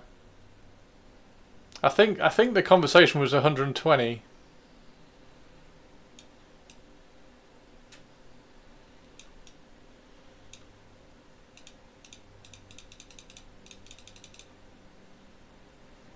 Okay. The current one is, if I'm not mistaken, the current one's on a 160, is it? The current one doesn't have a base. No, the current one doesn't have a base.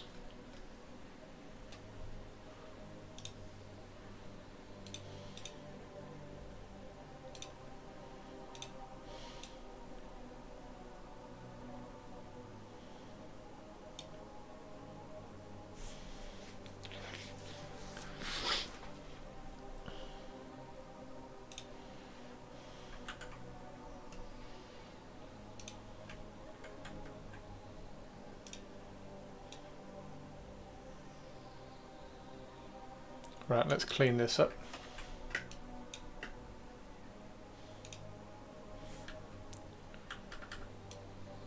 Whoops.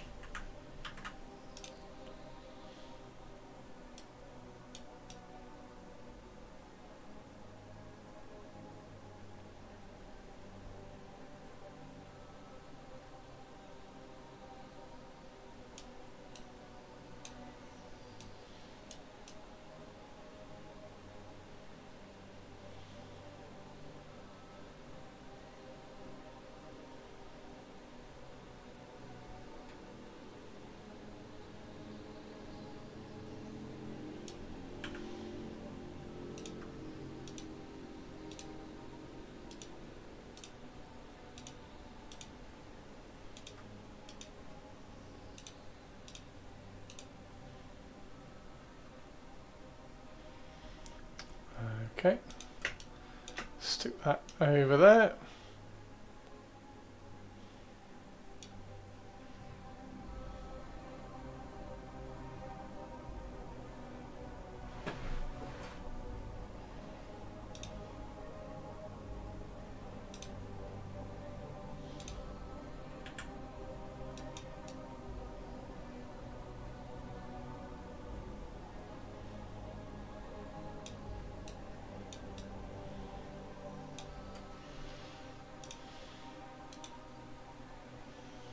Ba, ba, ba.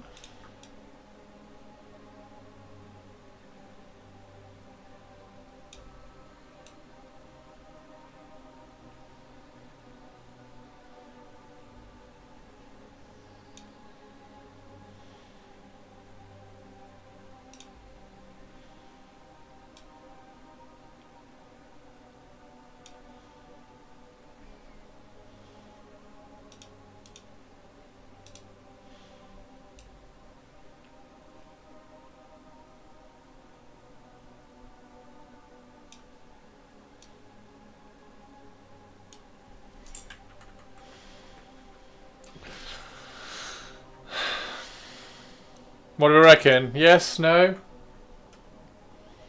I think you got some white on the right bit. I think that probably works, right? It's debatable whether this is the right size.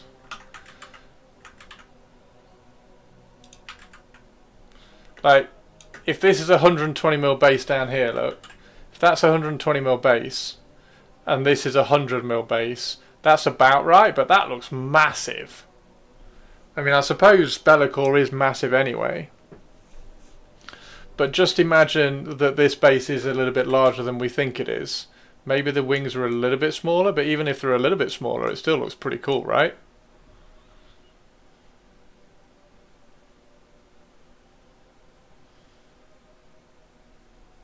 I think that's still pretty cool.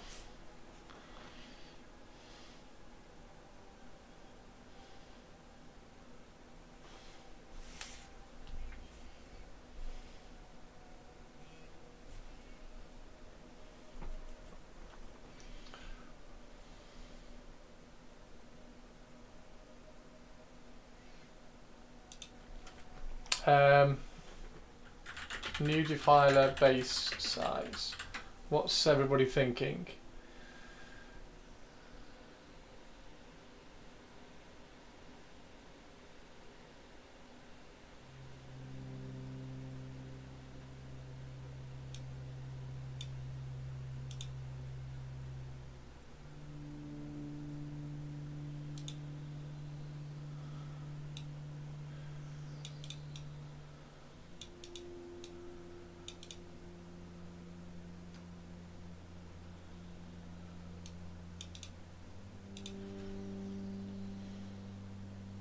So if it is,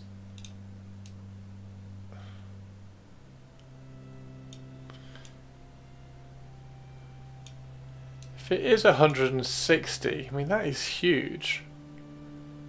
That starts getting massive. If it's 160, that's huge. That's actually enormous. If that's, I don't think that's 160. I think that's a 120. I think it's 120. I don't think that's 160.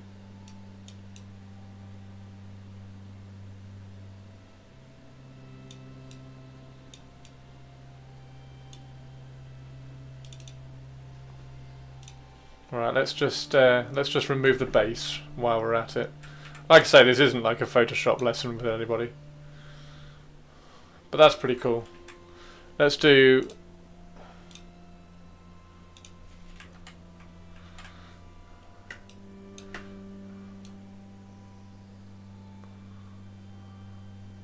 Can't really get any blue armor on that. Is this what Chris is bringing to the next Crusade game? Yeah. Yeah, this is basically, this is my Crusade army. I'm going to have 3 of these. This is my 120 but 92. No, 120 round. It's 120 round. I reckon this is I reckon the Defiler is 120 round.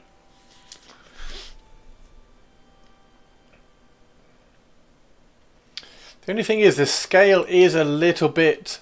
The scale... Okay, so the scale... If you look at the scale, so that chain there and that chain there, maybe we have to match those chains up. So maybe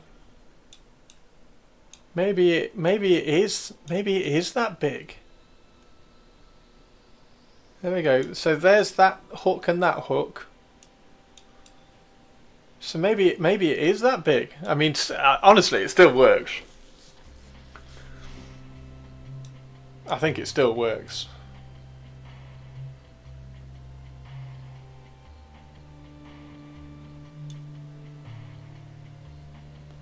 I think it still works.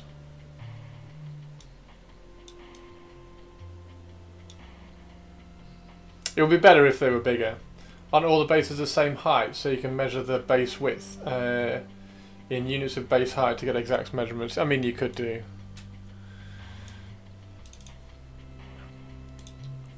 Let's put the base back in.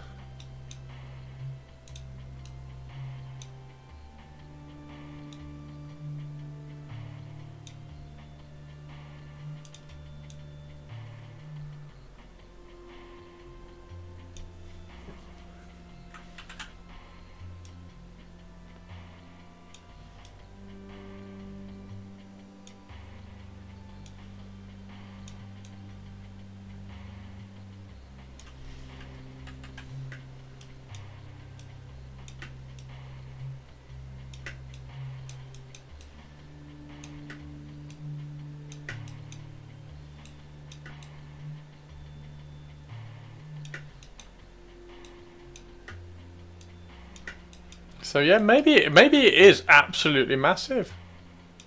That's about right.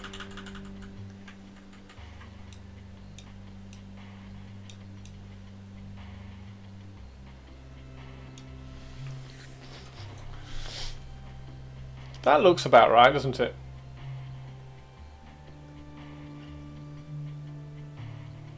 So a mini knight. No, that's massive. That is huge. Like, that's Bellicor standing behind him.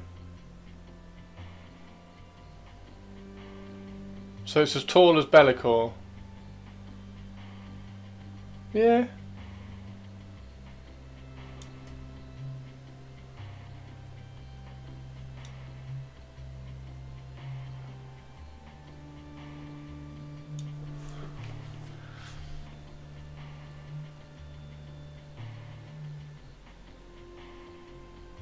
The wings do look a little small.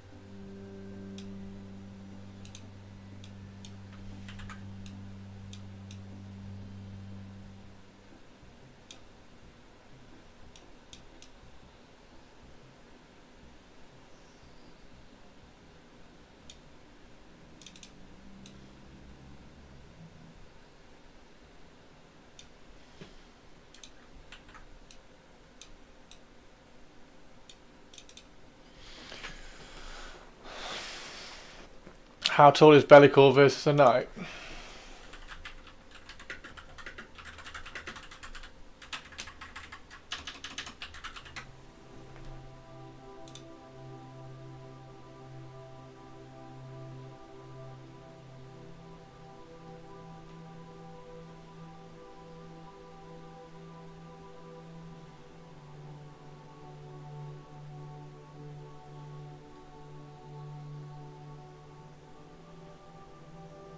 Trying to find a picture.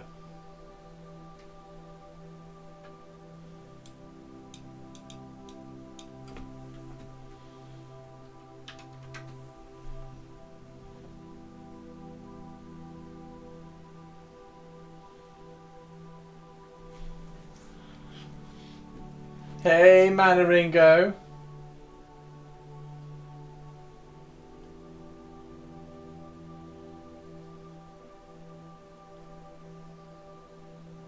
I can't find a picky of him next to a knight.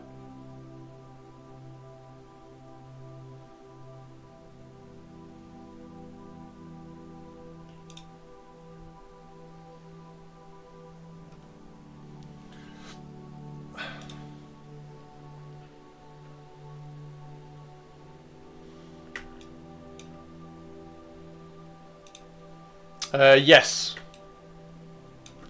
Yes, that's the plan.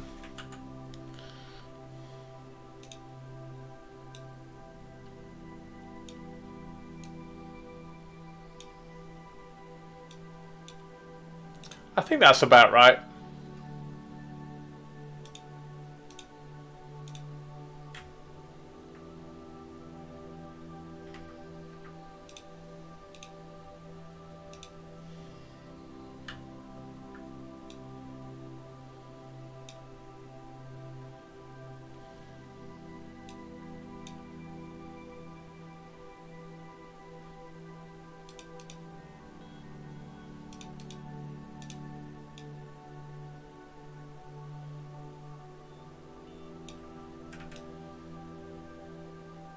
Yeah, I think that's pretty cool. Right, let's save that.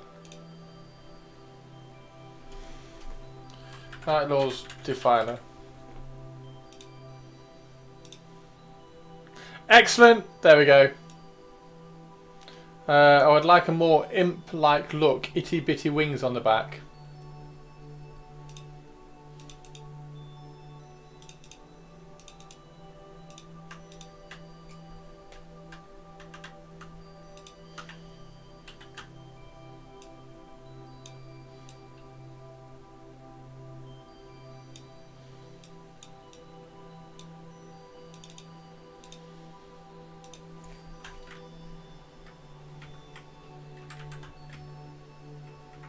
There you go.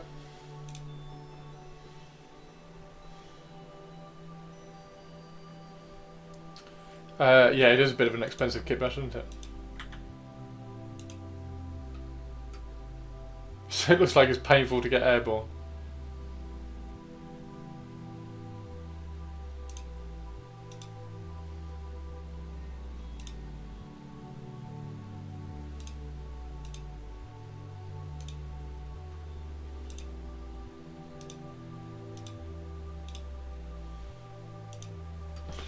Right, let's get painting, shall we? Let's actually do some painting.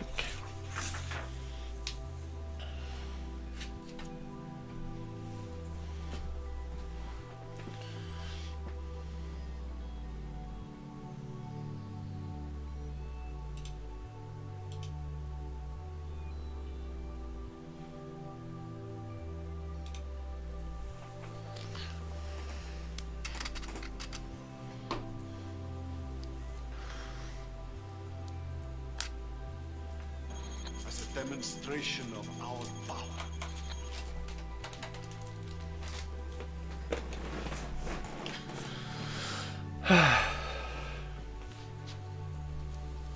باتر يا عزيز.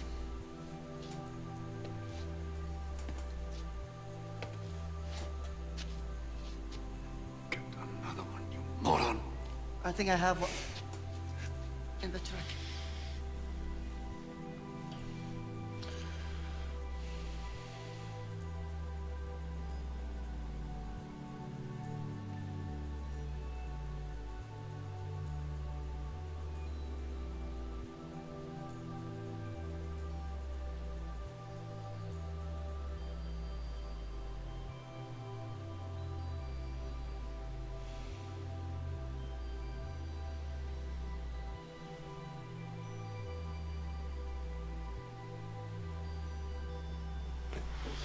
White screen is new, it's just white paper.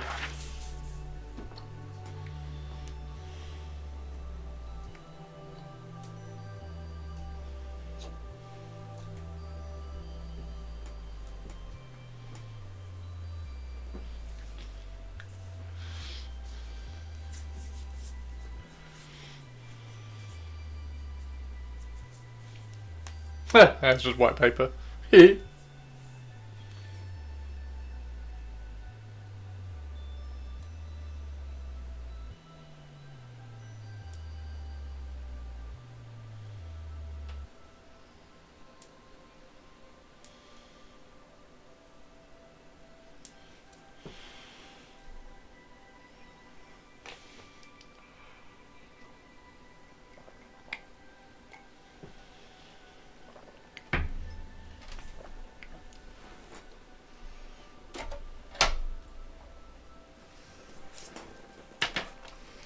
Okay.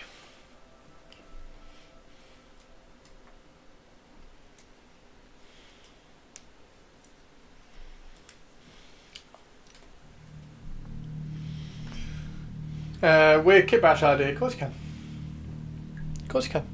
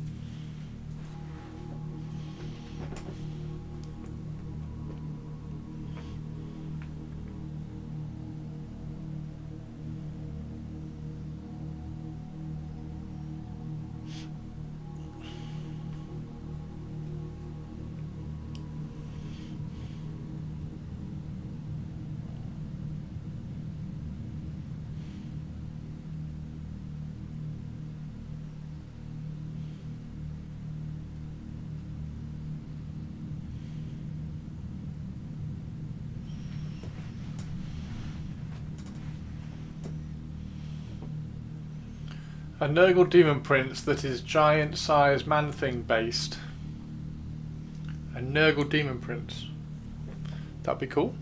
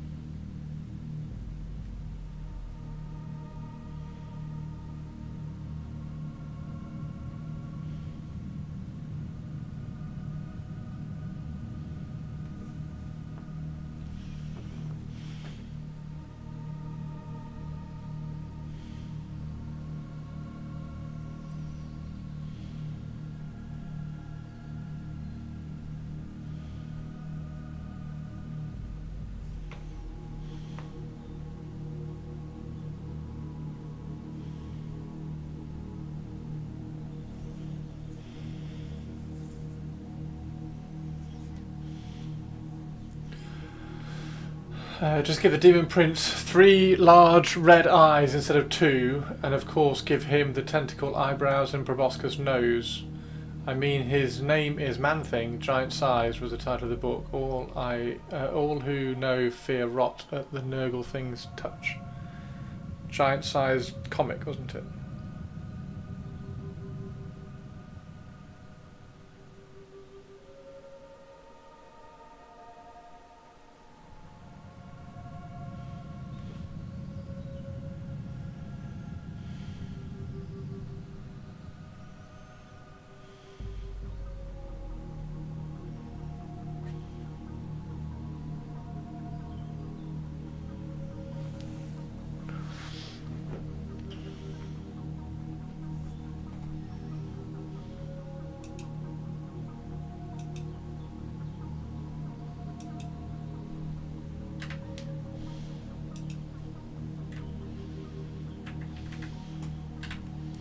Thank you, updated.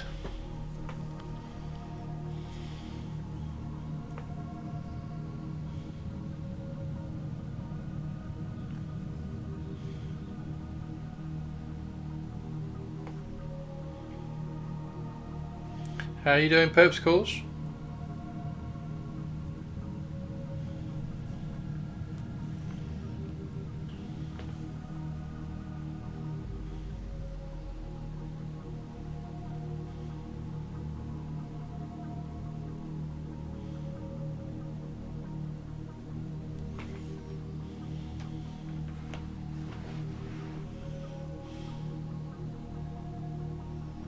It's almost too hot.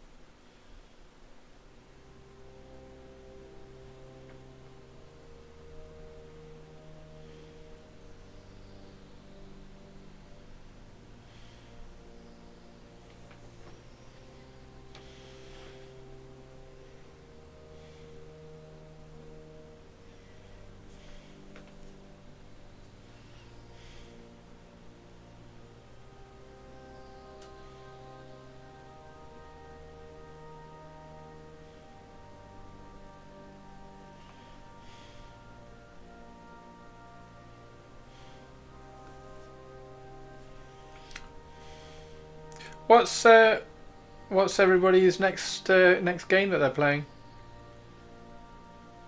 Purples, when's your Necromunda starting up again?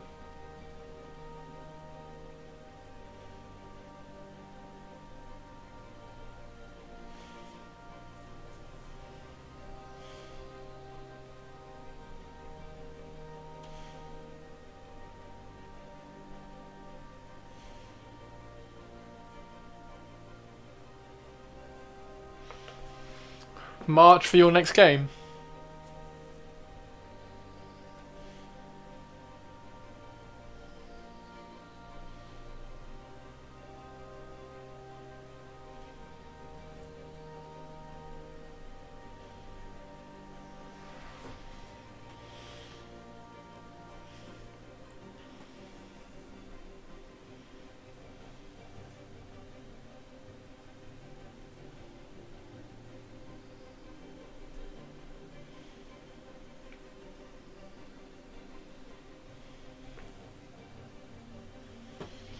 Typically get a game in once a month, so that might explain why I'm rubbish with the rules. Next Moonstone games will be March the 1st, and next Number campaign will be June. June? 21st Blood Bowl. Nice. Oh, is that at the event thing that you're going to? Manaringo? The one that Laura's painting the vampires for?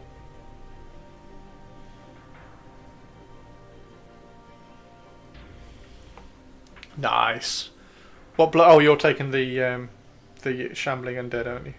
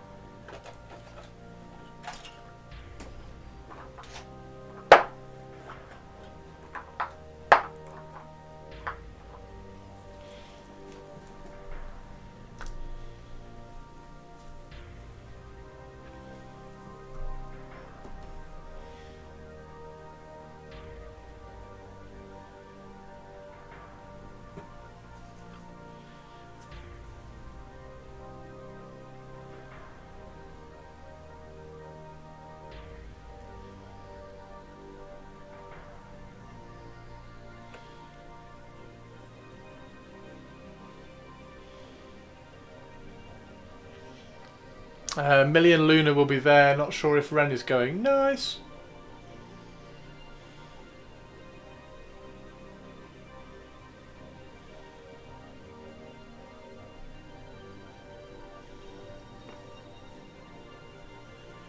Nutrition group meeting time. Enjoy. Have a good one.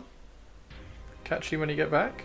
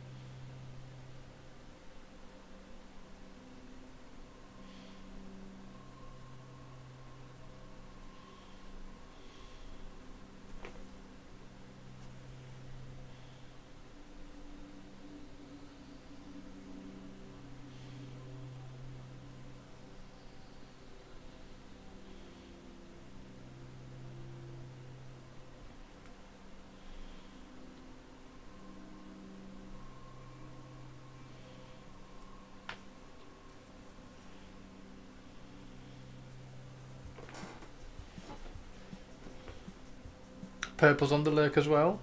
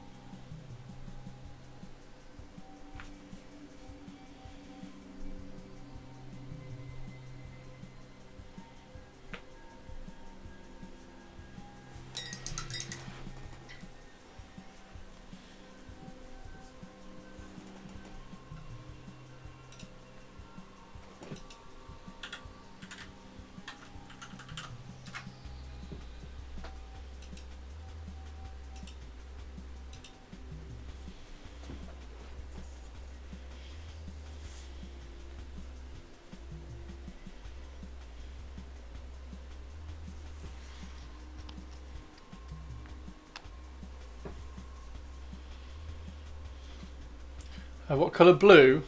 It's a medium blue from Vallejo.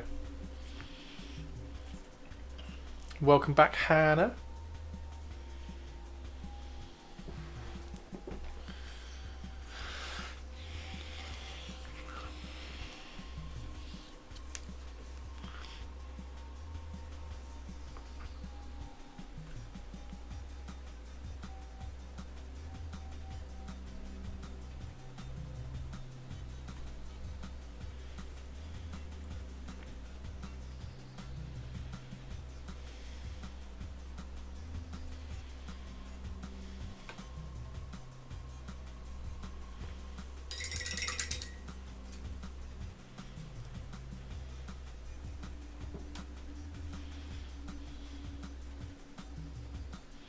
Yo, Goliath, how you doing?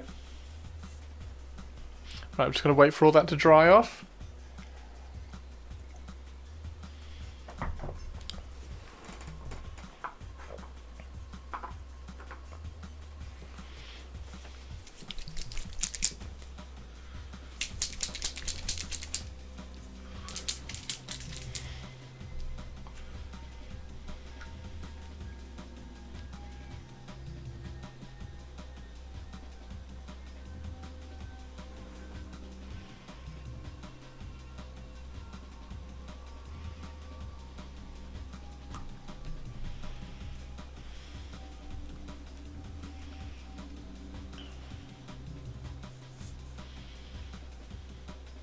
Logan Grimnard, nice.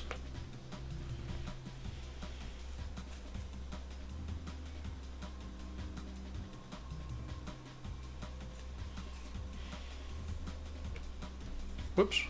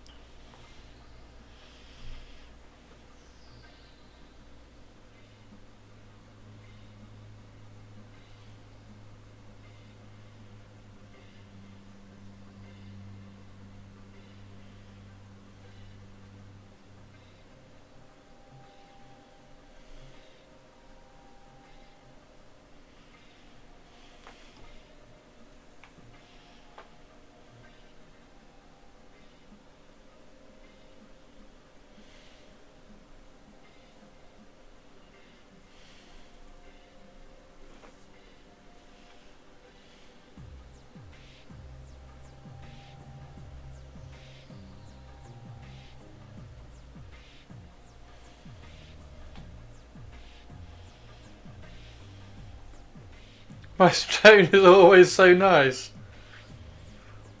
Thanks, Hannah. It's always trying to throw a different colour in behind it. Well, you just slowly build it up. I kind of like painting. Like, it's very free.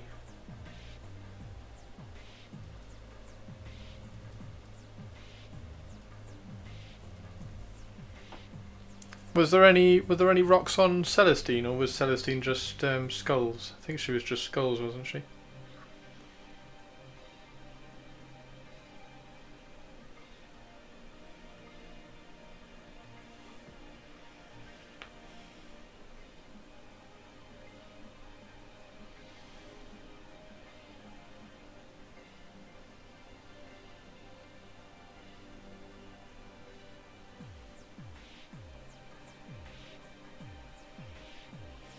Big bad skulls.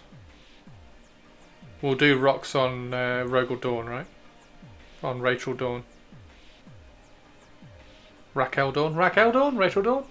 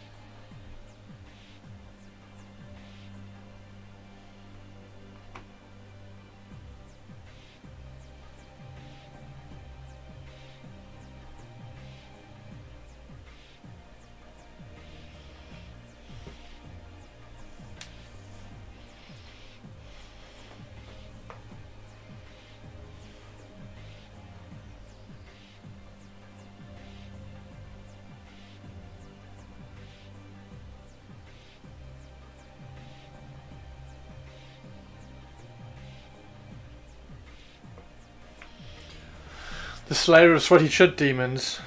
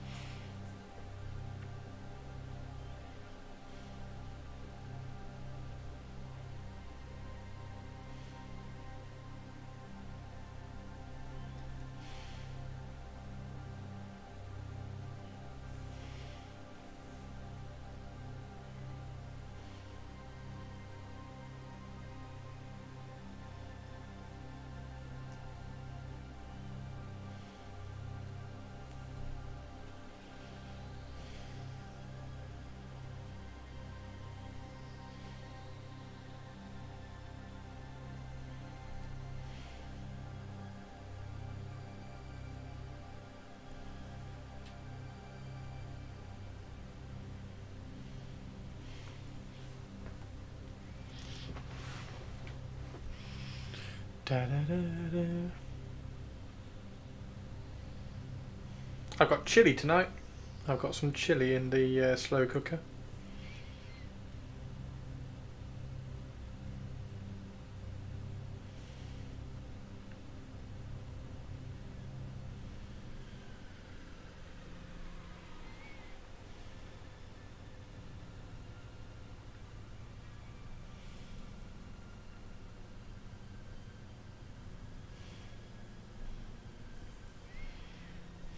What's everybody got for dinner tonight? What have you got for dinner tonight, Hannah? Olivia's been very quiet today, hasn't she? It's all that ranting. All the ranting I did earlier put her off.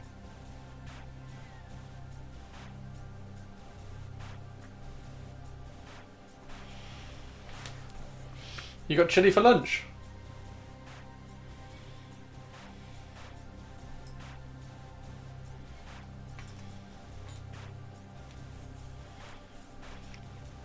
Burgers and salad. I had burgers yesterday.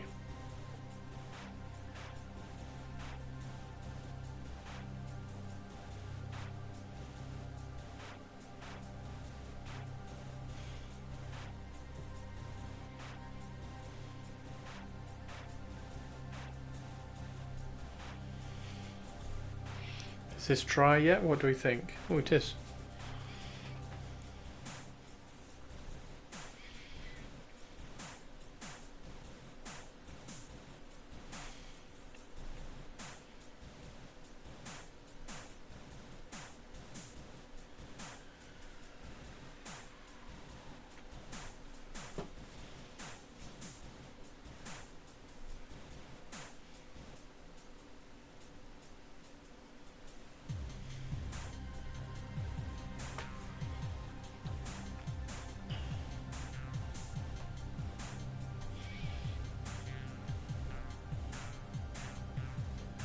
Having your cheeky Mackies.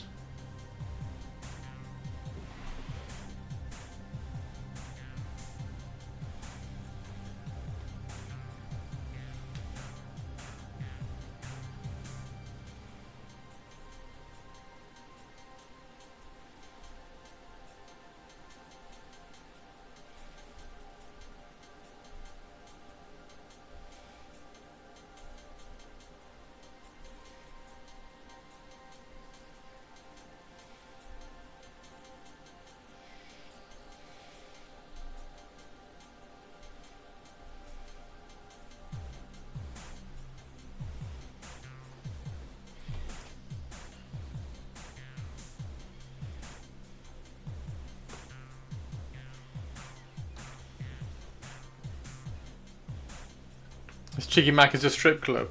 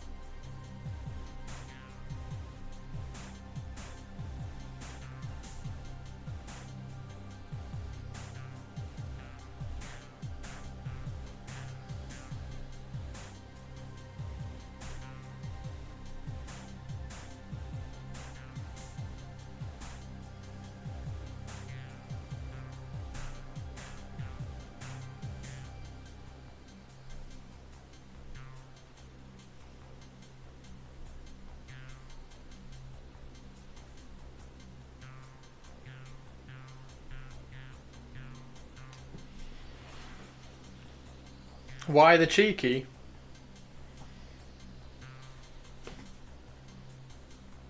A really quick bio, 2 secs. I'll be right back.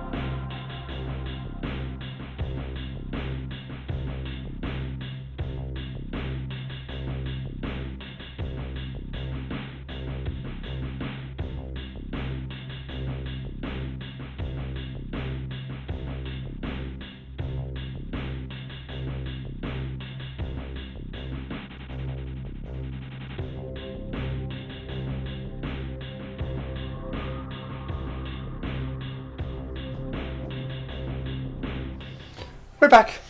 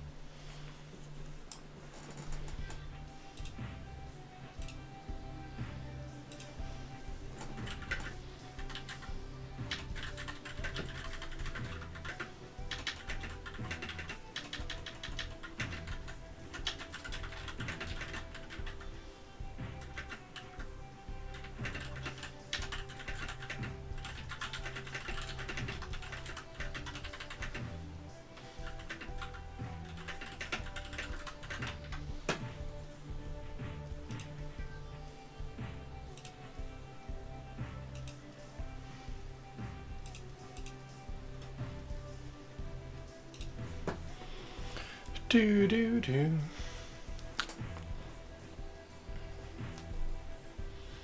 Whiskey, whiskey, whiskey.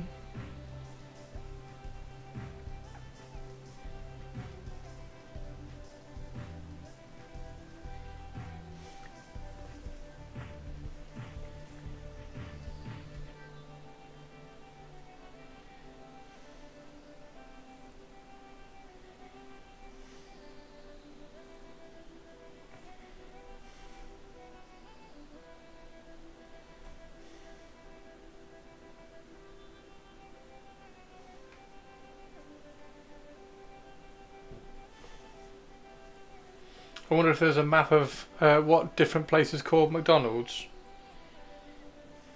What's it called in America? Oh, was it Golden Arches over in America? It's Mackie D's over here, really.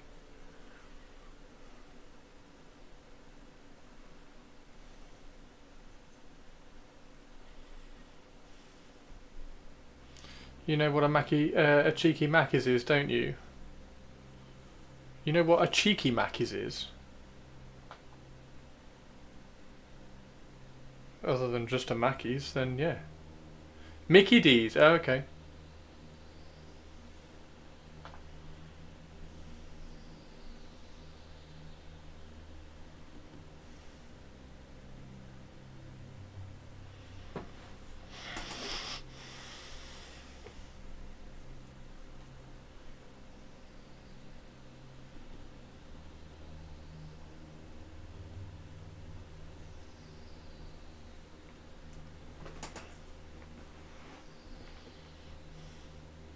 McDoof.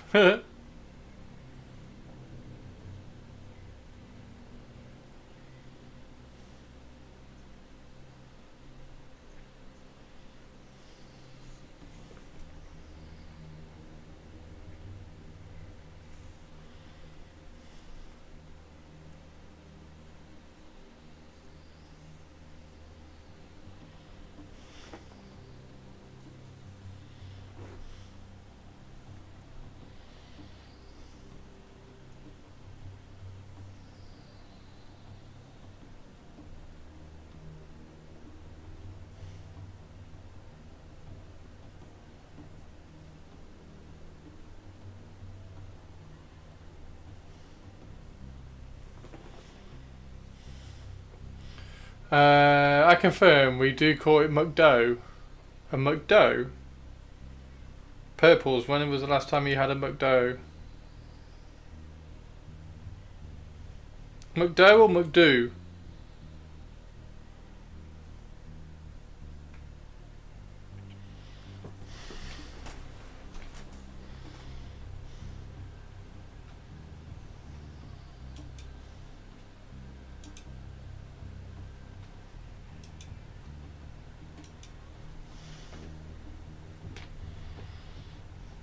I went to this festival, and on the Saturday night, a friend of a friend of a friend of a friend of a friend had this crazy, sexy, slutty Ronald McDonald costume she made, and it was so confusing to the senses.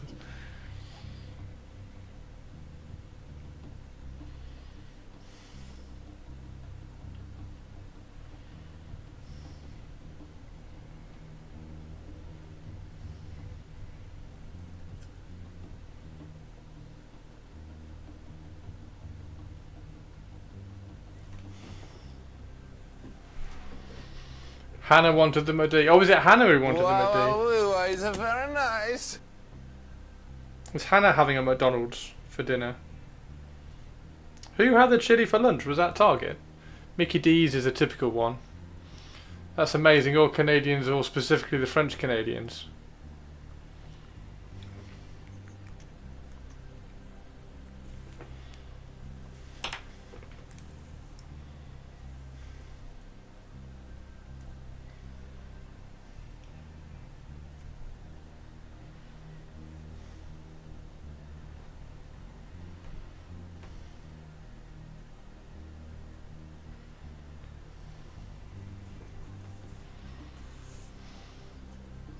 You're not having McDonald's for dinner, probably Indian or Middle East or something. Ooh. I'm going to go and get chili in a second. Just finishing off all these little bits of...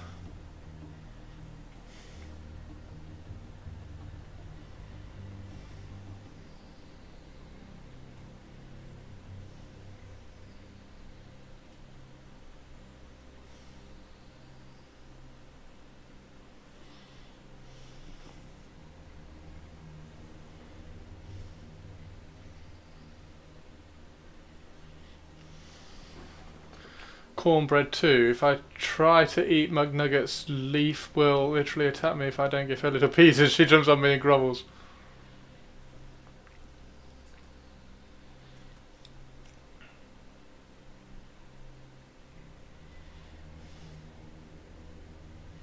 I hope the Crusade conversation was all right. By the way, everybody, particularly Hannah. Hopefully, it didn't make anybody cross or anything.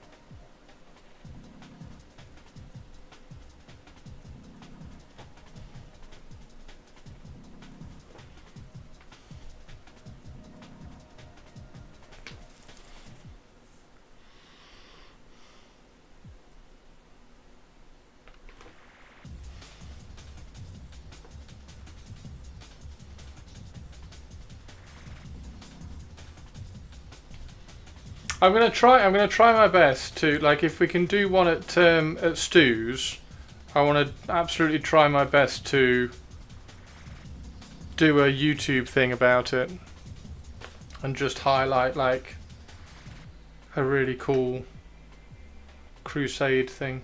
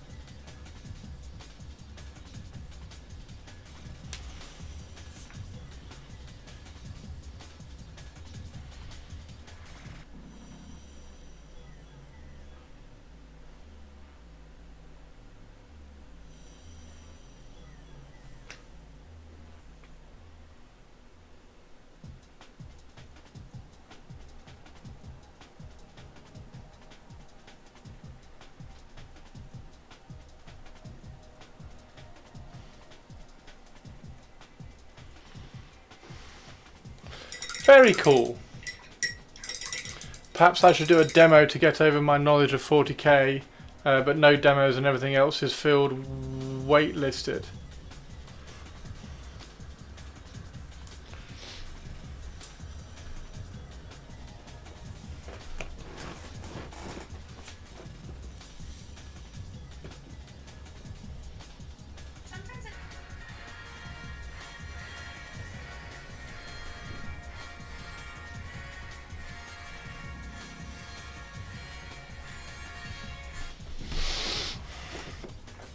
Might have helped putting that in there. Adepticon.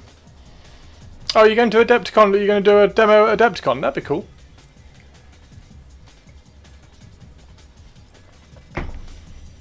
Right. So.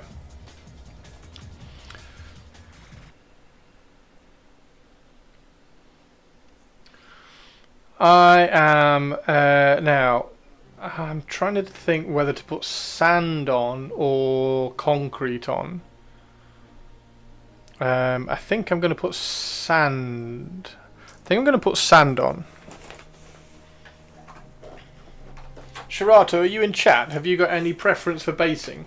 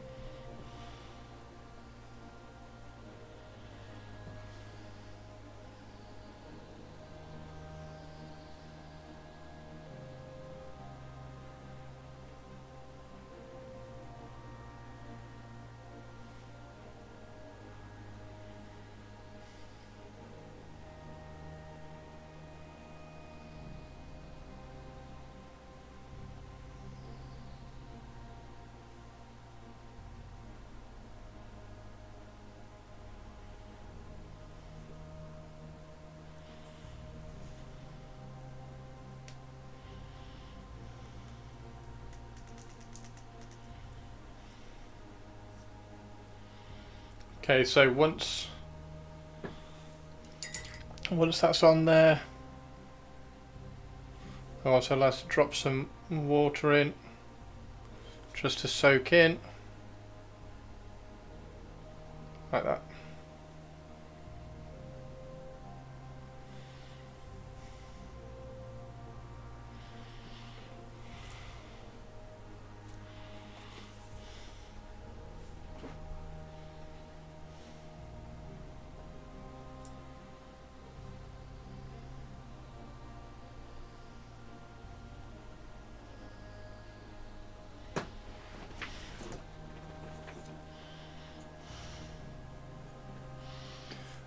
Which painting classes do you choose? You're doing a load of Ben Comets. Oh, nice one. I like Ben. Ben's a good lad.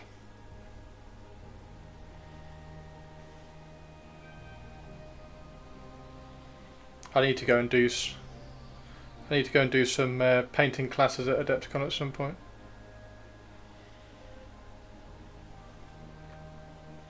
When I'm a little bit more comfortable actually flying to the US.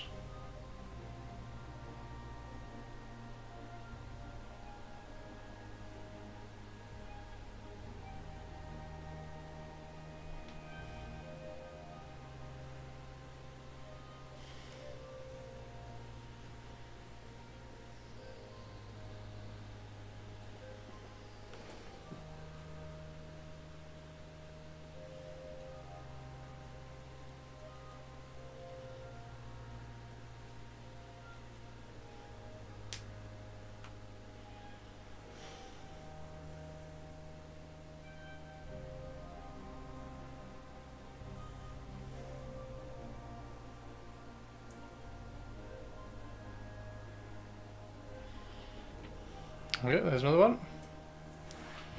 Let's do Lilith.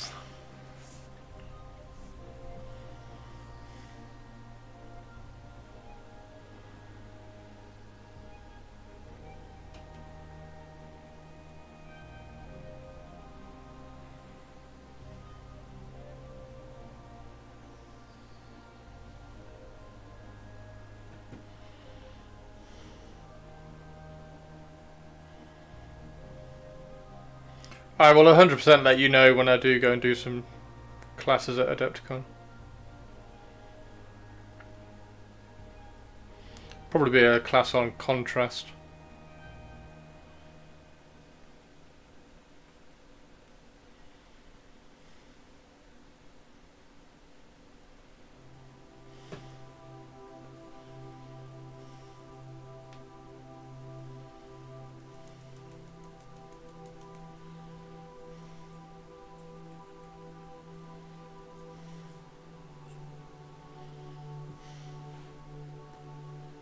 Asbestos sand.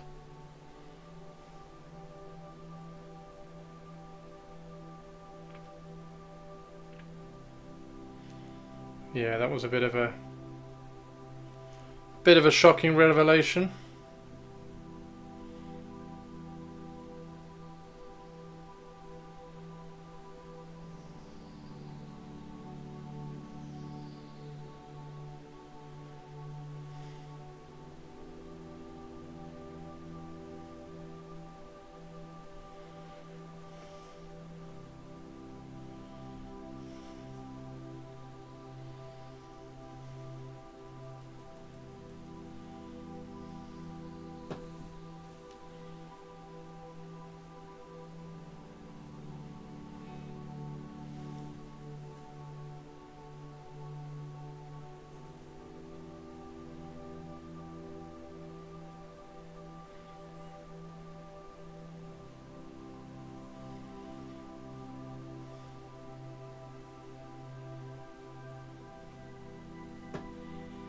There we go.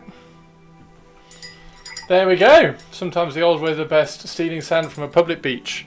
This is just builder's sand. Honestly, I just bought a bag of builder's sand and I dry it out on the windowsill whenever I need a pot.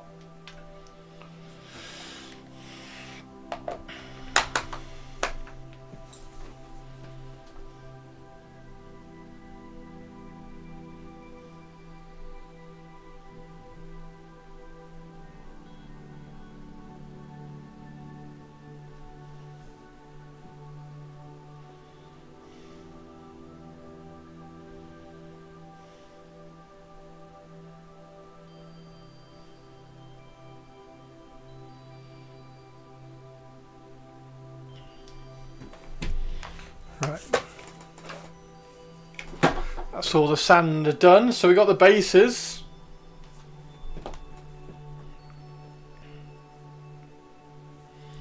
Bases all looking pretty good.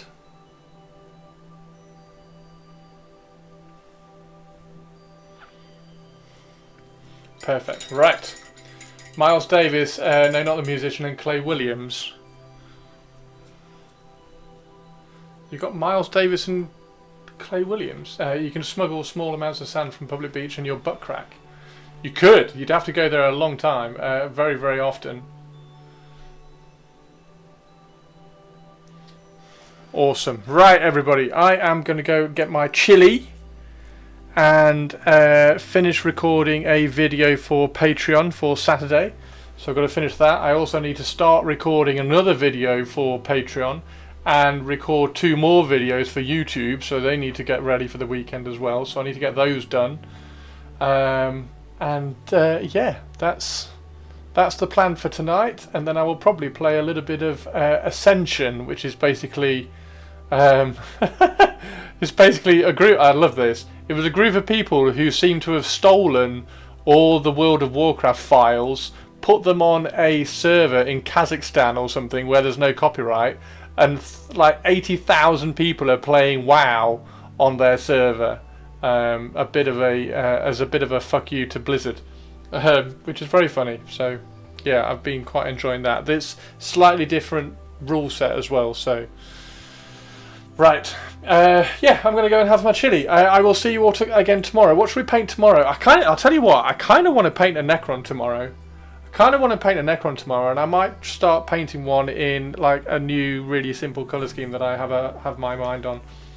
Yeah, there we go. We got all of these done. These are all looking good. These are pretty much all finished now for Mr. Shirato, which would be good fun to ship out to him when they are all finished. I'll put a little bit of a wash on the bases when they're finished, when they're all dried. So yeah, have an amazing evening, everybody. Should we go and see who is left around? Who is actually on that we can raid? Who is actually on that we can raid?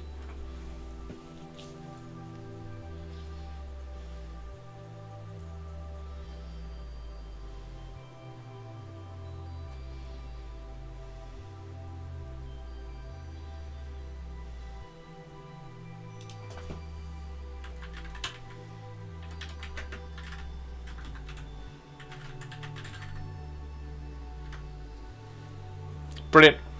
Take care, everybody. Say hello to Gallo for me. He hasn't got many viewers at the moment, so we're going to go in and say hello and a big raid in. So have an amazing evening, and I will see you all later. Bye.